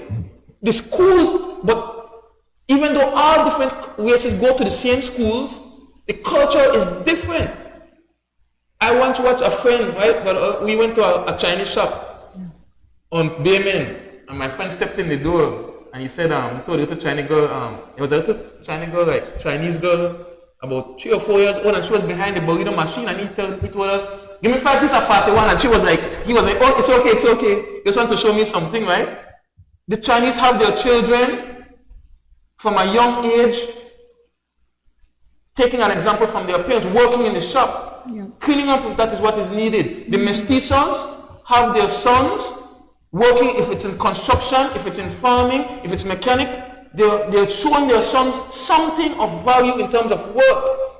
We know the Mennonites do it. And in the shops. We know, right, and in the shops, they are there. And many mestizo families are struggling as well. You see, but they have a culture of doing for self. They have a culture of working together. And I have to say this: if you look at Gungulung right now, I'm not digressing. I'm right on the point. If you look at Gungulung, you know, back of Holy Emmanuel Street, there's a lane off the Western Highway. Right now, there was a time when you go behind Gungulung and it's like bush, it's like gangster territory, people would say. You go behind Gungulung right now and you see high-rise houses, concrete houses, big, beautiful buildings, homes, and shops, and other services. Who is building those? Mestizo people, I don't want to say Spanish, or mestizo family, and I have to say that. Guatemalans, Salvadorians who have come in, and in the last 5 to 10 years, they have developed the area because they know how to work together. They will live in a house, 4 or 5 of them or 12 of them, in one house under one roof, and every day they will, if they have to eat beans and tortilla, every day they want to eat that until they can do better. They know how to sacrifice, and so they are where they are. And yet many of our silly Belizeans would look at these people and want to attack them or steal from them. I'm not with that. And I'm going to say something. I have to rethink how I look at foreigners. I don't want to say alien because aliens come from space. Nobody on the planet Earth is an alien. Correct. The land belongs to those who work the land. And if there's a law in nature, there's a divine law in nature. It's a universal principle that says that whatever you do not use, eventually you're going to lose. Miss Moya, if I take my hand right now and I tie this hand behind my back, you see, and every day I have to use one hand and move on with one hand behind my back, one hand behind my back, weeks, months, years. After a while, when I loosen my hand and I try to use that hand, it will be useless. It's better if I cut it off. You see? So we have the land beneath our feet. Yes. We have resources. As black people, many of us have a land in the outside the city limits. A lot of land. But we want to pile up in the city, begging a politician who will give you $50 every 5 years, and they use us as a prostitute. I have to say it. True. They come and they give us a handout for every 5 years, maybe a bag of rice and a little money, until they are ready, and they get our vote, and until they are ready to come back again. We don't hold any politician accountable, and that's a big part of why Belize is in the situation it is in. We do not hold our leaders and the police force, I don't want to get into that, accountable. Because we are going to kill up ourselves. Brother fighting brother, sister fighting brother, father fighting son, over politics, over red and blue that don't give a damn about me and you. We have to wake up out of that political nonsense and that nightmare, because it's a big reason why we're in the condition we're in. As black people, we're too dependent on politicians that don't give a damn about us. Excuse me. You see, there are some politicians, I could name some on my hand. There are a couple politicians who are striving to do well by their people, but the culture in the political game is not such that you will come in and do what you want. If you're not pulling the status quo, if you're not towing the party line, you're going to be ostracized. If you try to do for your people, you're going to be ostracized. You see? But family values, that's why we believe in knowledge of ourselves. Most black people do not know themselves. I'm going to say it again. Most black people do not know themselves. Because even if you look at the middle class people, just like what Miss Moya was saying, so you have a job, and I know a lot of people, right? You're trying to get up in the upper echelons. You have children, maybe you have a child here, there, and everywhere. You're not teaching your son anything. You may spend a little weekend with him, you may give his mother a little bit of money, but every weekend is football game, basketball game, sport and play, drinking, partying, chasing women. That is not getting us anywhere, people. That is going to be a hindrance, and that is what is bringing us down in a way. The amount of, I was hearing yesterday on Quem and Miss Koi calling and saying the amount of drinking that Belizeans do. We probably have the highest rate of drinking in the entire region. Yeah. Cheap beer. Nobody complains about the price of beer. Or stout or rum when it goes up. But we complain about goods. We have got to get our priorities straight, people. Seriously. And it's not about finger pointing. Look at yourself. See, take the speck out, the mote out of your eye before you judge, and to take the speck out of another person's eye, because what we love to do is judge. A lot of people are suffering unjustly. It's not because they want to be poor. Nobody wants to be poor. Sometimes women are sending their daughters out there to make more money, to catch a man. This is what is happening in Belize City right now. You see? They send their daughters out there because they don't have the values they were not taught. And you cannot teach what you do not know. If you have children, teenagers, 19, 20 or younger, 14, 15, 16, having children, what is that 15-year-old going to teach her child? Yep. What is that 16-year-old father going to teach that baby? How to walk a wheel? How to pour a bad man? So we have got to wake up. This is the crisis, and we keep blaming everybody but ourselves, man. You see? And that is what is killing us. Belizeans, I'm here to tell you, we have to come together. We have to work together. And if those who refuse to work together will be forced to work together or die together. And you know what's the thing? It seems like it's a big deal now, especially now that due to COVID, we have funerals being broadcasted live. So now, yes, it's like a big deal now, okay, this one day I'm going to be on TV, I'll be there, and, pulling the liquor, throwing the money. Liquor on these people's dead backs, and you understand, these things are ridiculous. These things, that is the mentality now, it's like your death is now, okay, you're going to die, and you become a celebrity when you're dead, right? A celebrity, because you will make the news, or your friend will be able to dress up and put the name and the face of the dead friend on there, the dead friend on there, and pour liquor and walk through the streets or dance through the street. That is where we're at until you're dead. That is ridiculous. No one should be in this. It's like they're not pushing people to live. They're pushing people and really the environment that they're nurturing is an environment of death. It's an environment of despair. Environment. What I notice is that all young people have to say this. I have to say this, right? All young people, this generation, for the most part, are fearless. I have to give you that. You're fearless. And that is why Allah God wants you, the Almighty God wants all of you to be the warriors and the soldiers in the society. Our young men are soldiers. And there's a whole issue we could talk about manhood as well. I know Ms. Moya had that show recently, but that is an ongoing discussion, because this is the thing. And me and a brother of mine was speaking about this, Brother Roscoe, who is a coach and one of my brothers in Harmonyville, that coming up as young men, 13, 14, 15 and older, this testosterone starts to weigh. We push against one another naturally. We want to test ourselves out. It's natural for a young man to want what's the word? Test up himself against somebody stronger to see where he is. But when you're living in a confined situation and you're living in a poor family and it's desperation. Yes, to a degree, sports is good. Sports can take out some of that energy and channel it and give you a certain level of discipline. But how many of our young men are in the sports mode or in any sports at all? Again, the administration has not really put much in terms of sports in this country.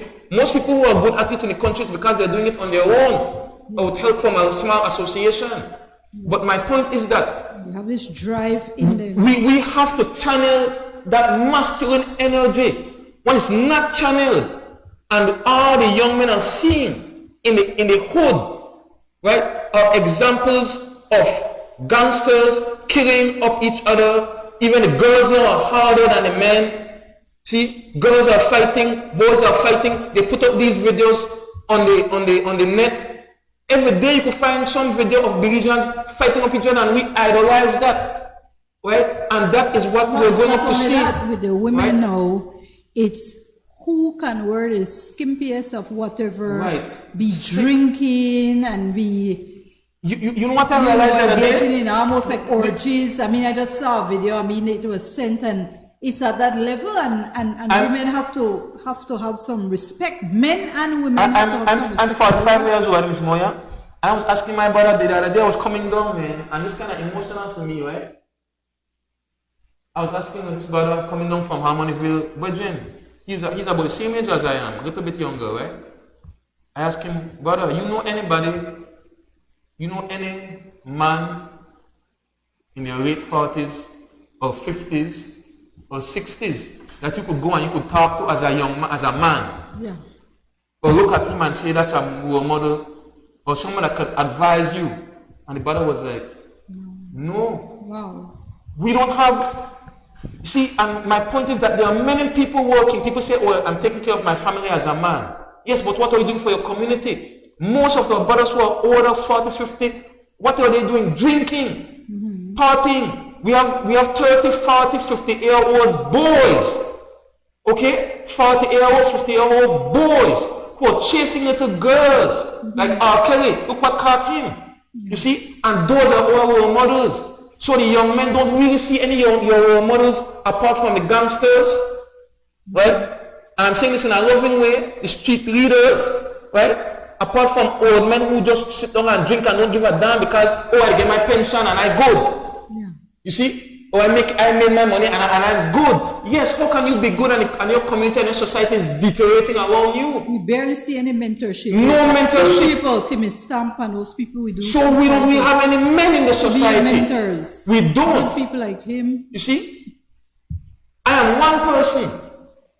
And there's a couple other people that we could say, but where are the examples in the community of men? Because if you're not, so if you cannot see an example of manhood, then you cannot blame the boys for doing what they're doing. If you're not seeing any example of women, then you cannot blame the girls for doing what they're doing. Because most of us at a certain age, we're quick to blame the youth and say, they should have some people, they should kill one another.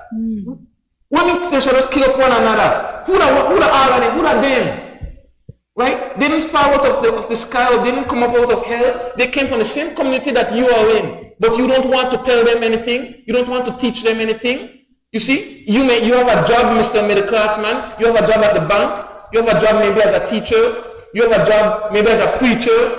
You have a job as a merchant. But you're not raising any men. And that is the reason why I have to say this.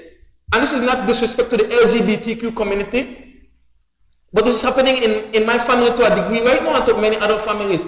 A lot of our young men who do not have male role models, they are raised by women, and then they become very emotional, and then they take on women's thoughts, women's emotions, women's reactions, and then we have young boys who are confused now.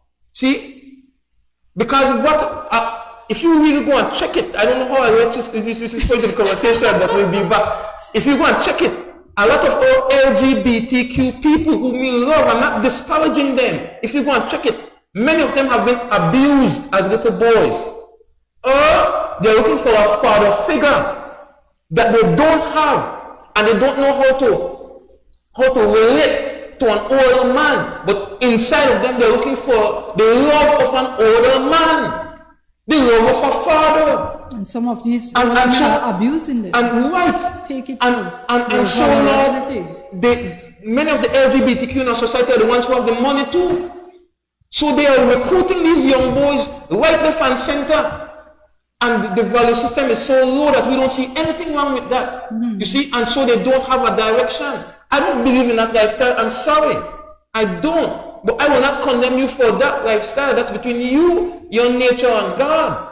You see? But I'm telling you that it's not natural, and it's been pushed in our society now to like people like me who are straight, or other the straight people are now become the outsiders. If you're straight, there's something wrong with you for wanting to be straight and wanting your children to be straight. They are a minority. So the majority are still people like us who are straight. So let's clear that up right now. It's growing though. It's growing. It's growing because of what you're saying, and you have certain teachers who and I'm not saying all, they carry their foolishness and they're trying to groom our children. You have entities like Disney who are trying to groom our children, but to a great extent they are still the minority, but they are very vocal. Right. And they know how to market, they know how to advocate. You understand? And they will try to throw things. You can't throw anything at me. I don't care. You can call me a homophobic. You can call me a, what is the next one? Transphobic. I don't care. Get that in your head. I don't care. Call me what you want. That doesn't bother me. I have my belief system. That's it. You can do your thing, whatever, behind clothes or whatever. Just don't bring it in front of me. Just don't bring it to my loved ones who don't want to engage in it, because that's when you're going to have a problem. But the same way, I don't have a problem with that. But when you start to push it in the schools and push it on our young boys who already don't have any black male role models and mentors, and you try to push it and say it's natural. If it's natural, why are you going with an agenda? Yeah. And I'm going to kill this right now. Simply, Miss Moya, right? If it's natural, Mr. Mrs. LGBTQ, let me ask you a question. How were you born? Exactly. How did you come on the earth? Did two people of the same sex produce you? Then it's not natural. I'm sorry, you can say that you feel like that, whatever. There's factors behind this thing, and we could prove it. There's chemical, there's an agenda. There's chemicals in the environment, there's chemicals in the food, there's socialization in the culture, in the music, in the entertainment that's pushing this. See? But that aside, we have to sustainability. With how music is pushing. Yes, ma'am. I've been posting some of it. Kashid Succeed said, our mistakes of yesterday is a result of our life living today. So today is the day for make a change for a better tomorrow. Amen. Stephanie says, we serve a God of hope. Gonzalo Ishmael Hereda says, the PUDP uses the same colonial system to keep Belizeans poor. Exactly. They did not change it in 1981 when we had independence because they saw it work for the colonials. They have been using it for 40 years. Elroy Perdomo says, As-salam alaikum. Alaikum salam, Brother Jasid X, can you kindly explain to us what is life? One moment. And then Ruben Martinez says, Mrs. Moya, by the way, that's Miss, I'm not married. Miss Moya talked about the Big Brother program on one of her past shows that is badly needed in Belize. And that's what I was thinking about, that Big Brother program that we really need. I'm not a brother, I'm not a male, I'm a female. We need some men to step to the plate. I had a guy who wanted to come on the show to discuss that. So we'll see if he comes. Gonzalo also says, it's good to be homophobic. That just means you don't support sexual perversions. I would be proud to be called a homophobic. Big up Gonzalo, thanks. Stephanie Kwan Rosado says, it is very disgusting when driving down Main Street and I see the way most men lust at little young girls and they no longer hide it. It's like stripping them with their eyes. Or men just dropping their pants all over town, peeing all over the place. Go sit at the Central Park and it reeks of pee no civic pride. I fully agree with you. Now I want you to answer this question, please. Elroy Perdomo says, can you kindly explain to us what is life? What is life? Life, from what we understand it, is an activity in accord with nature. Once you're living your nature, and you're free to express that nature to the fullest capability or the fullest potential, you are alive. Life, to live is also to love. The word love and live are the same word when you understand. So you could have all the money in the world. See, you could have many material things at your disposal. But if you do not know how to love yourself first and love your people as you love yourself, you are not alive. If you're not alive in the spirit of and nature of God in you, then you're not alive. And it's a process, you see? It's a journey. Right. And so life, my brother, is an activity in accord with our nature. It's knowing yourself, being yourself, and freeing yourself. See? And living to your fullest potential. It's a process. Right? And regarding homophobic, I want to say this, right? Homophobic literally means afraid of homos. Homo, right? Same, phobic. That's phobic is fair, right? So that's a misnomer. Yeah. That's not a proper word to be used, right? Personally, we're not afraid. We're not afraid, and our God has taught us, God, sister, God is a God of hope. But God is also a God of knowledge, wisdom, and understanding and power. Hope. Many people hope, but many people hope for the wrong things. There are many people right now buying burrito tonight who are hoping in God to win. That hope won't be satisfied. See, many people are hoping for the wrong things. So, just to say that God is a God of hope, we've been hoping as a people for a long time. And I'm here to tell you that our hope has been satisfied. But because God is present today, and his messenger is present, get to know them and get to know yourself in the process. See? Because hope will only get you so far. And if you look at the definition of faith in the Bible, right? It says faith is the substance of things hoped for. I looked at this definition and I was like, because it's deep. Many of us, we hope in God, but in reality we don't know God. If you know God as something outside of yourself, that you've never experienced, that you've never met, some spirit, some spook, some fantasy, if that is the way how you have faith in God, then you don't know God. Because if you look at the definition of faith that Paul gives in the Bible, right, it says faith is the substance of things hoped for. Look at those words. Substance. Things hoped for. The evidence of things not yet seen. So hope alone will only get you so far. At some point, your faith and your hope have got to be repaired, or your faith and your hope has got to produce something material, and that means a change in your condition. But you have got to get up with the hope and faith in yourself and do something for self. And back to that, there's many things that we could do as Belizeans. There's many things that we could do. We could go and run instead of being on the. God is so powerful. God is so great, and I have to say this, that even in the darkness there's light.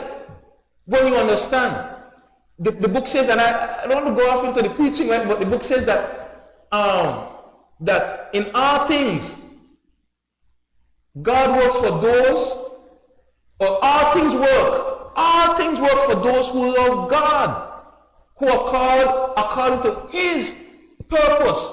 Why am I saying that? Because even in the struggle, in Islam we believe in the struggle. We are taught that struggle is ordained. But our people are not taught that. Most of us feel like to struggle is there's something wrong with it.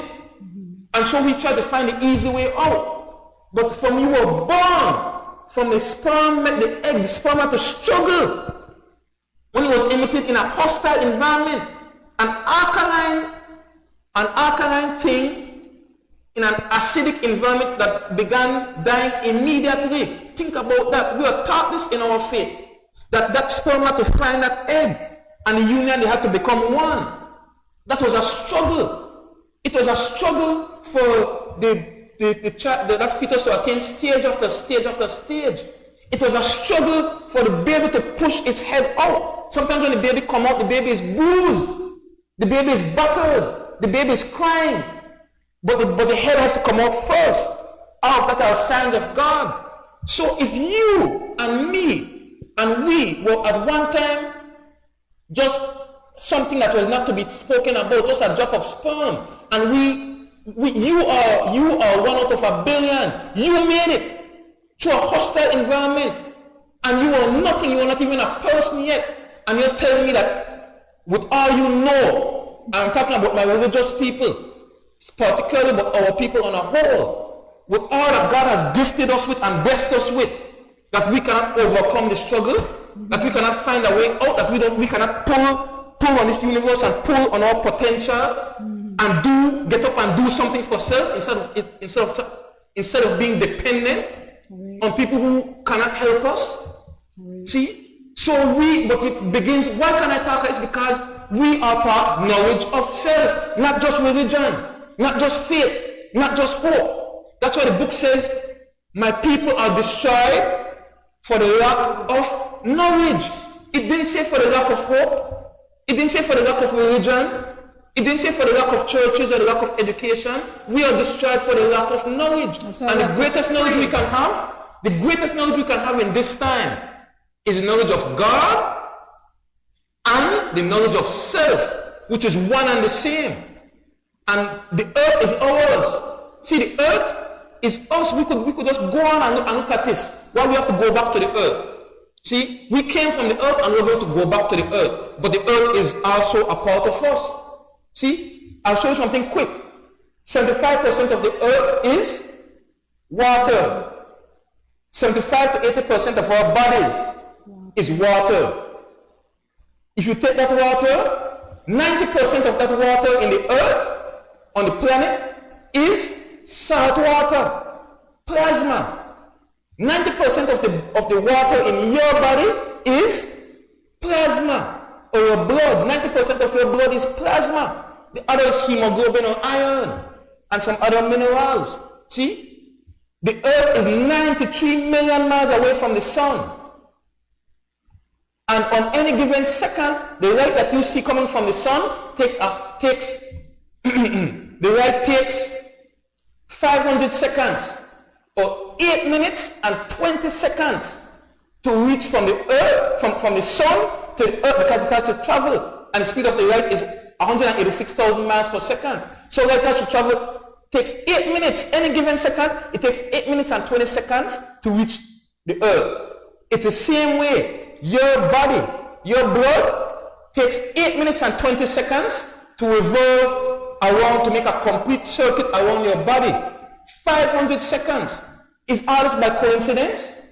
No. So the more you get to know the earth, and the more we can gain fresh food from the earth, the more healthier, the more alive you will be. See? But we have got to come into our activity in accord with nature.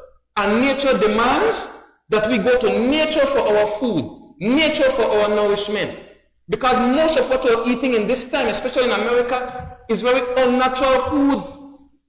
That's killing us. That's actually killing our spirituality and our connection to God. And so at 40, 50, 60, most of us are already prepared to get out of here. When we are promised that we could live to 150, 200 years on this planet if we live and think and eat the proper way.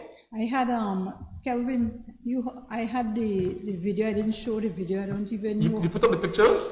No, you have it? Because if you don't have it, we'll just hold it. You had it too, or no?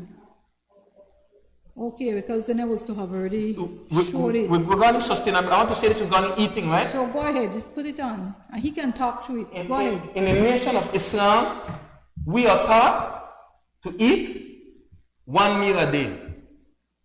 That's the program.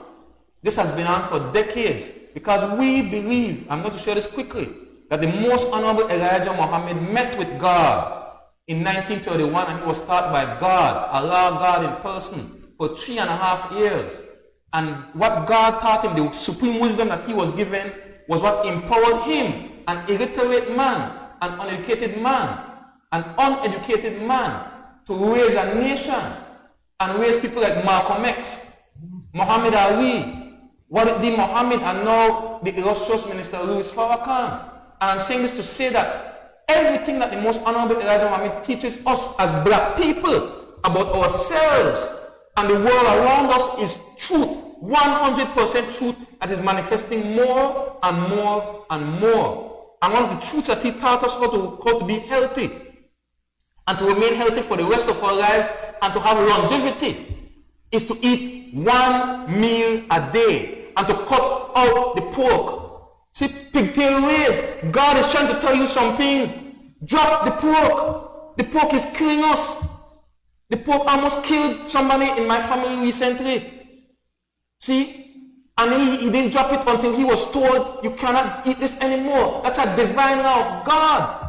See? The pig was never meant to eat. And that is what is sickening and killing us as a people, raising our high blood pressure, our cholesterol, giving us heart disease, see, giving us sugar, rheumatoid arthritis, and many diseases, because the pork has 256 diseases.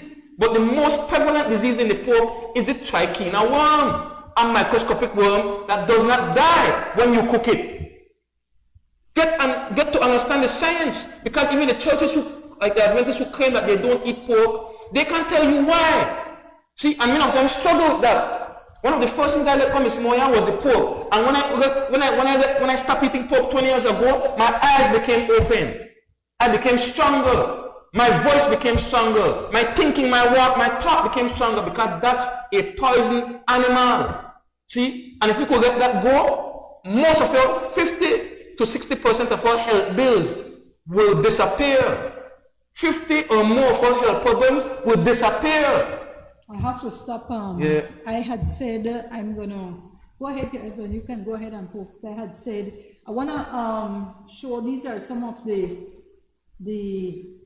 plants that Jasid has grown, and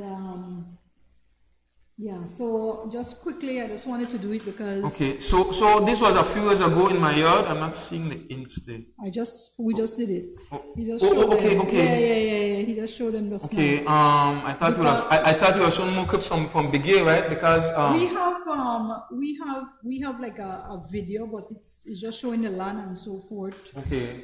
But oh yeah, I'm seeing it. Okay, so these are from Kawaza. The lines are from Kawaza, right? Because I have a land in Kawaza that I'm renting out, right? That I'm leasing from to a tenant, but I plant there as well. And the rest are a few years ago in my yard here in Belize City. I want to inspire the people and show them that you can plant in the city. Go ahead and put the video, right? Then if you have the other video. You can plant in the city. Go ahead. You can talk through it. You see, one of the easiest things to grow in the city is sweet potatoes, right? Which is a staple, right? Okras, corn, tomatoes, and fruits like cantaloupes and watermelons. They don't take long to grow, and they don't take much caring for. See, the more fruits and vegetables you can eat, the better. Yes. You see, and the more you can plant. So I want to challenge the administration, Ms. Moya. I want to challenge the city councils and the town boards to organize our people, get the resources, and get these rats up. There are many of them, and the community could be the security for the rats. Yeah. See, and plant. If you get one tomato out of a yard, that's one tomato you don't have to buy, and you can get much more, and that will also produce community bonding and community building. You see, there's rats right in GTC that can be used. My brothers in George Street, you have rats in George Street, you have rats on Rocky Road, Jane Osha Boulevard, empty rats that we will be forced to use. And I'm telling you that the Chinese are buying up a lot of. We have Chinatown in Belize City now. Everybody knows where Chinatown is in Belize City now. It's on the boulevard. And the Chinese, and I can't be angry with them, you see, they are buying out our people's lots and doing a lot of work. Now, with that said, energy cost. How can we bring down energy cost? Solar energy, which the Chinese are using in the city, and many people throughout Belize. Recently, I saw the Mayan sisters down south, who were very proud of them, who are implementing solar energy in their communities. We could do this, people. We have a lot of good examples around us. If we just get to help ourselves out of the partying, get to head up out of the drinking and the smoking, get yourself up out of the Chinese bad food, the greasy food. See? Get up and do something for self. Go on the internet and learn a skill. Learn a service. There's many things you could learn on the internet. I wanted to get to, there's many things you could learn on the internet rather than just going on there for sports and for entertainment and for porn. We could teach ourselves right off the net, and that's why I was saying God is so gracious, because this is a tool. This is a modern day tool that we can use to learn and to progress ourselves. We're showing this, right? So so this is where you're at, right? Right. That was the last land that we cleaned up at Harmonyville. That's Mrs. Usher's lot. We actually killed a ptarmigan.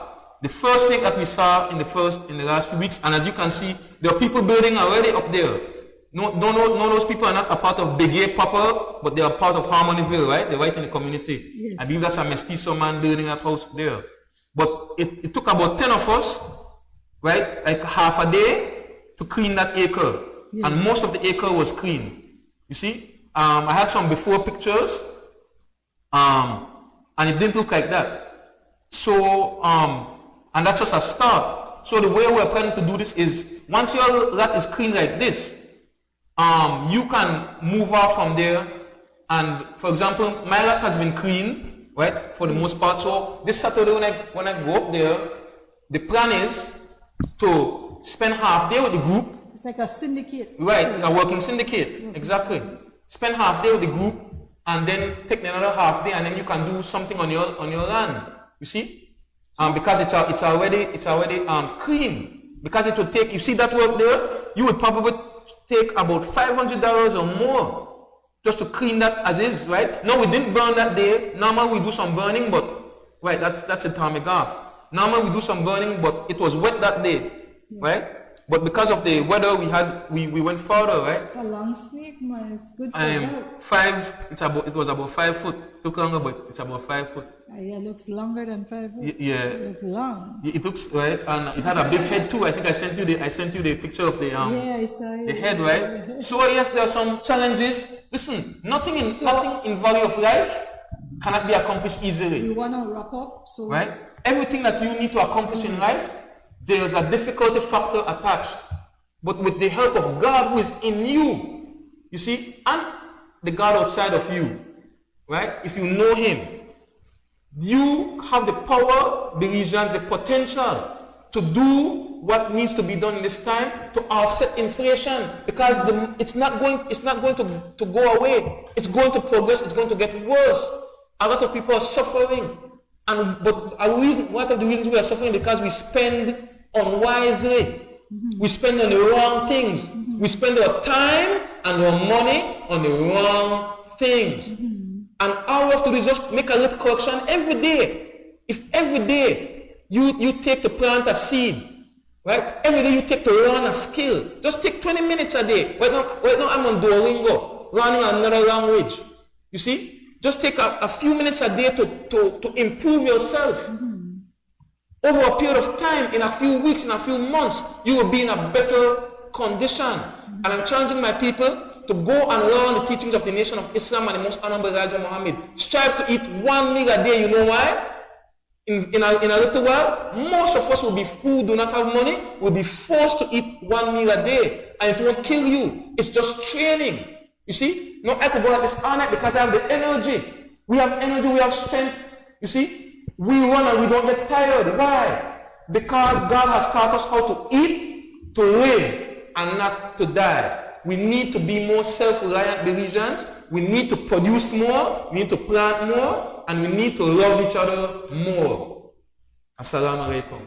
Love that. I love that very much, and I will try to take that up. I was looking at intermittent fasting, but the white scientists can tell me about that. You see, it's the same thing, and they do it in a confusing way, right? Eat 1 meal a day. They said only within a window of 8 hours you eat. The other 16 hours you don't eat. So you're saying 1 meal. That's pretty much. You could start with 2 meals. 2 meals. Skip breakfast. You know, my breakfast on cup of coffee. And I could take me out through the whole day. No, I don't say, sometimes I do a little something small, if I'm moving around. But most of the time, me and my wife eat in the evenings or the late afternoons. Okay. And we don't eat again. I like that, though. I really like that, and I'll start it. Even with the pork, because I'll be upfront with you. I like pork. I've been buying nice, fresh, shank and so forth from Claire de Lancastro, because he sells the different meats, shank, cow foot, beef and all that, and so I've been, getting those from him. That ages you though, and it's going to, after a period of time, it tells. There's many diseases that the pork, it wasn't meant to eat. But the pork now, and today I told... You could eat clean beef, clean lamb, clean chicken, clean fish. I want to stop eating pork. And I told my housekeeper, I said, I really am looking at stopping, the purchasing of pork products. And I said I would just go ahead and deal with the beef from Castro, no? The inflation. So now I'm gonna do it. Got the Alexis. The 1 meal a day I would have to. You could phase that in slowly and strike it off because we're talking. You could eat like 3 meals, You can eat like fruits in the afternoon, like bananas. Get a fruit salad. I love in fruits. The lunch. I love fruits. I love vegetables. So I am in heaven while I'm eating fruits and vegetables. So that is easy for me. It's not a big deal. I don't like sweets. I don't like. I don't like sweet for stuff. For people who don't want to eat in the evenings. I don't like lots of fried stuff either. So. Right, too much fried stuff. We are taught no fried stuff is good for us, but sometimes we like to eat fried chips and the fried fish and whatever. But you could taste that. But if you don't want to eat in the evenings, you could eat like your main lunch midday, and in the evenings you could eat some food at night before because your body will digest it better, easier, and you could train. It's how you train yourself. I'm gonna do it though. I really like that. And I encourage people because it's true what he's saying. With food shortage, you're gonna have to move from three meals, or some people are 4 meals. I don't know, 5 meals. Well, exactly. We don't eat 3 meals. We eat more. Do it doable and then 1. But with that said, I really want to thank you. Let me just say what Keenan Flores is saying. The society was taught that we cannot grow certain fruits in our country, but we live in Belize City and growing apple and grapes.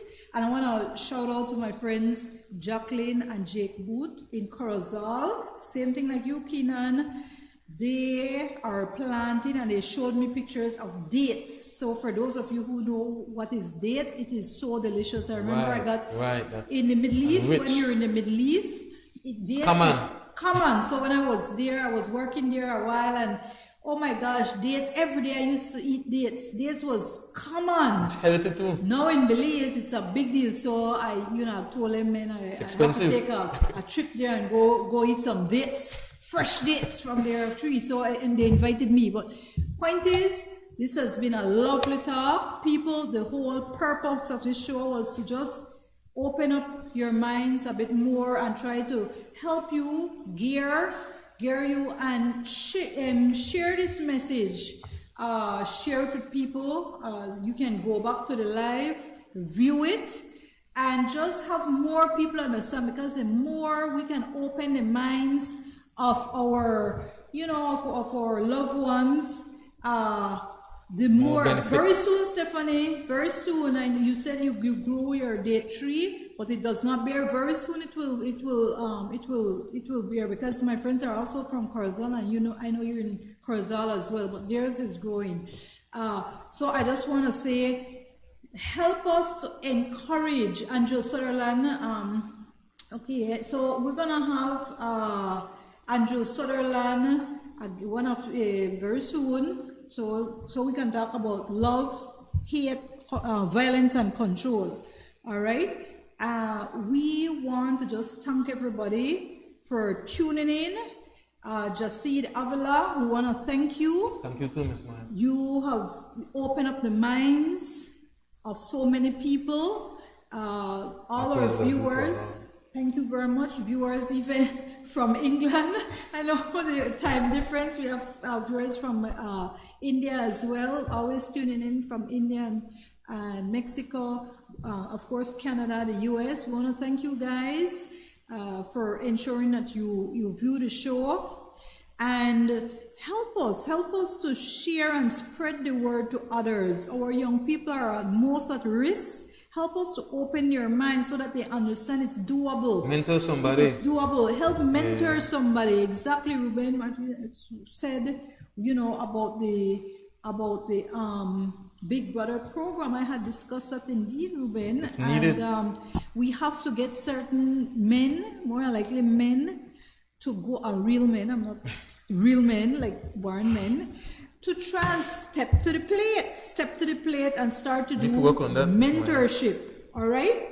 I want to thank Kelvin. I want to thank, of course, Max Television and Radio. Thank you for simultaneously broadcasting this throughout the country, and of course on all your social media. Thank you very much for getting the word out. I want to thank Kelvin LeBron Moya Flowers, our in-house technician. Thank you very much, Kelvin. Thank you. Great job. Yes, thank you. Ben Ruiz, thank you. Max TV, thank you. Michael Salazar, thank you. Thank you guys at Max TV and Radio. Thank you for pushing through the show. This show is brought to you through the courtesy of Sea Belize Vacation Rentals. We are located at 5 miles Philip Wilson Highway. It's only 1 minute away from the Halover Bridge, and has a huge pool, 40-foot pool. It's beautiful. It overlooks the sea. It has beautiful vacation rentals at different prices. It depends on what you're interested in. We serve both locals and foreign guests. And so I want to invite you. We're going to play the ad right now. Thank you. Stephanie Conrosada says, big up Kelvin and yourself, Jasida Fela. And to you, Zenaida, thank you very much, Stephanie. So with that said, I love you all. Next week we hope, let's see, we may have Andrew Sutherland on. Hopefully he'll be ready. He'll be able to be here next time. And at that time we'll be speaking about love, hate, violence and control. It's a huge topic. We have to deal with that. Take it away. Let's play the Sea Belize Vacation Rentals ad, and then we'll play the credits. Thank you all. Tune in next week, same time, same place, right here in studio. Good night. Good night. And God bless. Looking for the ultimate sea view getaway? Then Sea Belize Vacation Rentals and Tours, located at 5 miles Philip Wilson Highway near the Halover Bridge, is your perfect sea view getaway. Come relax in one of our beautiful air-conditioned sea view apartments, studios,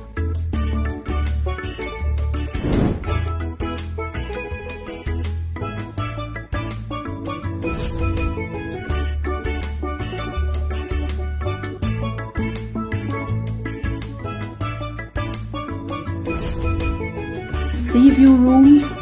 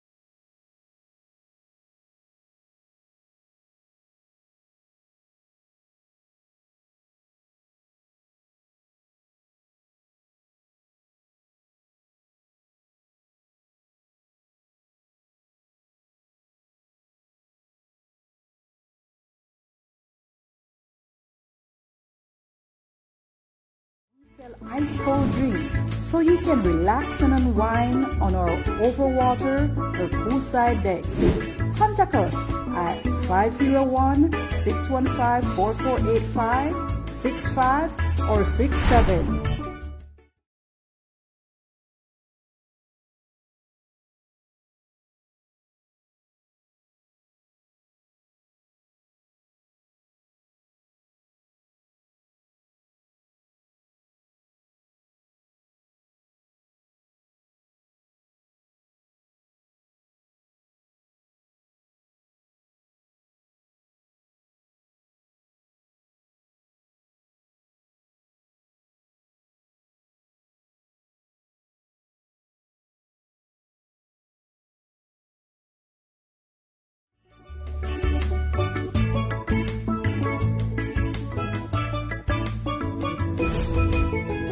Sea view rooms,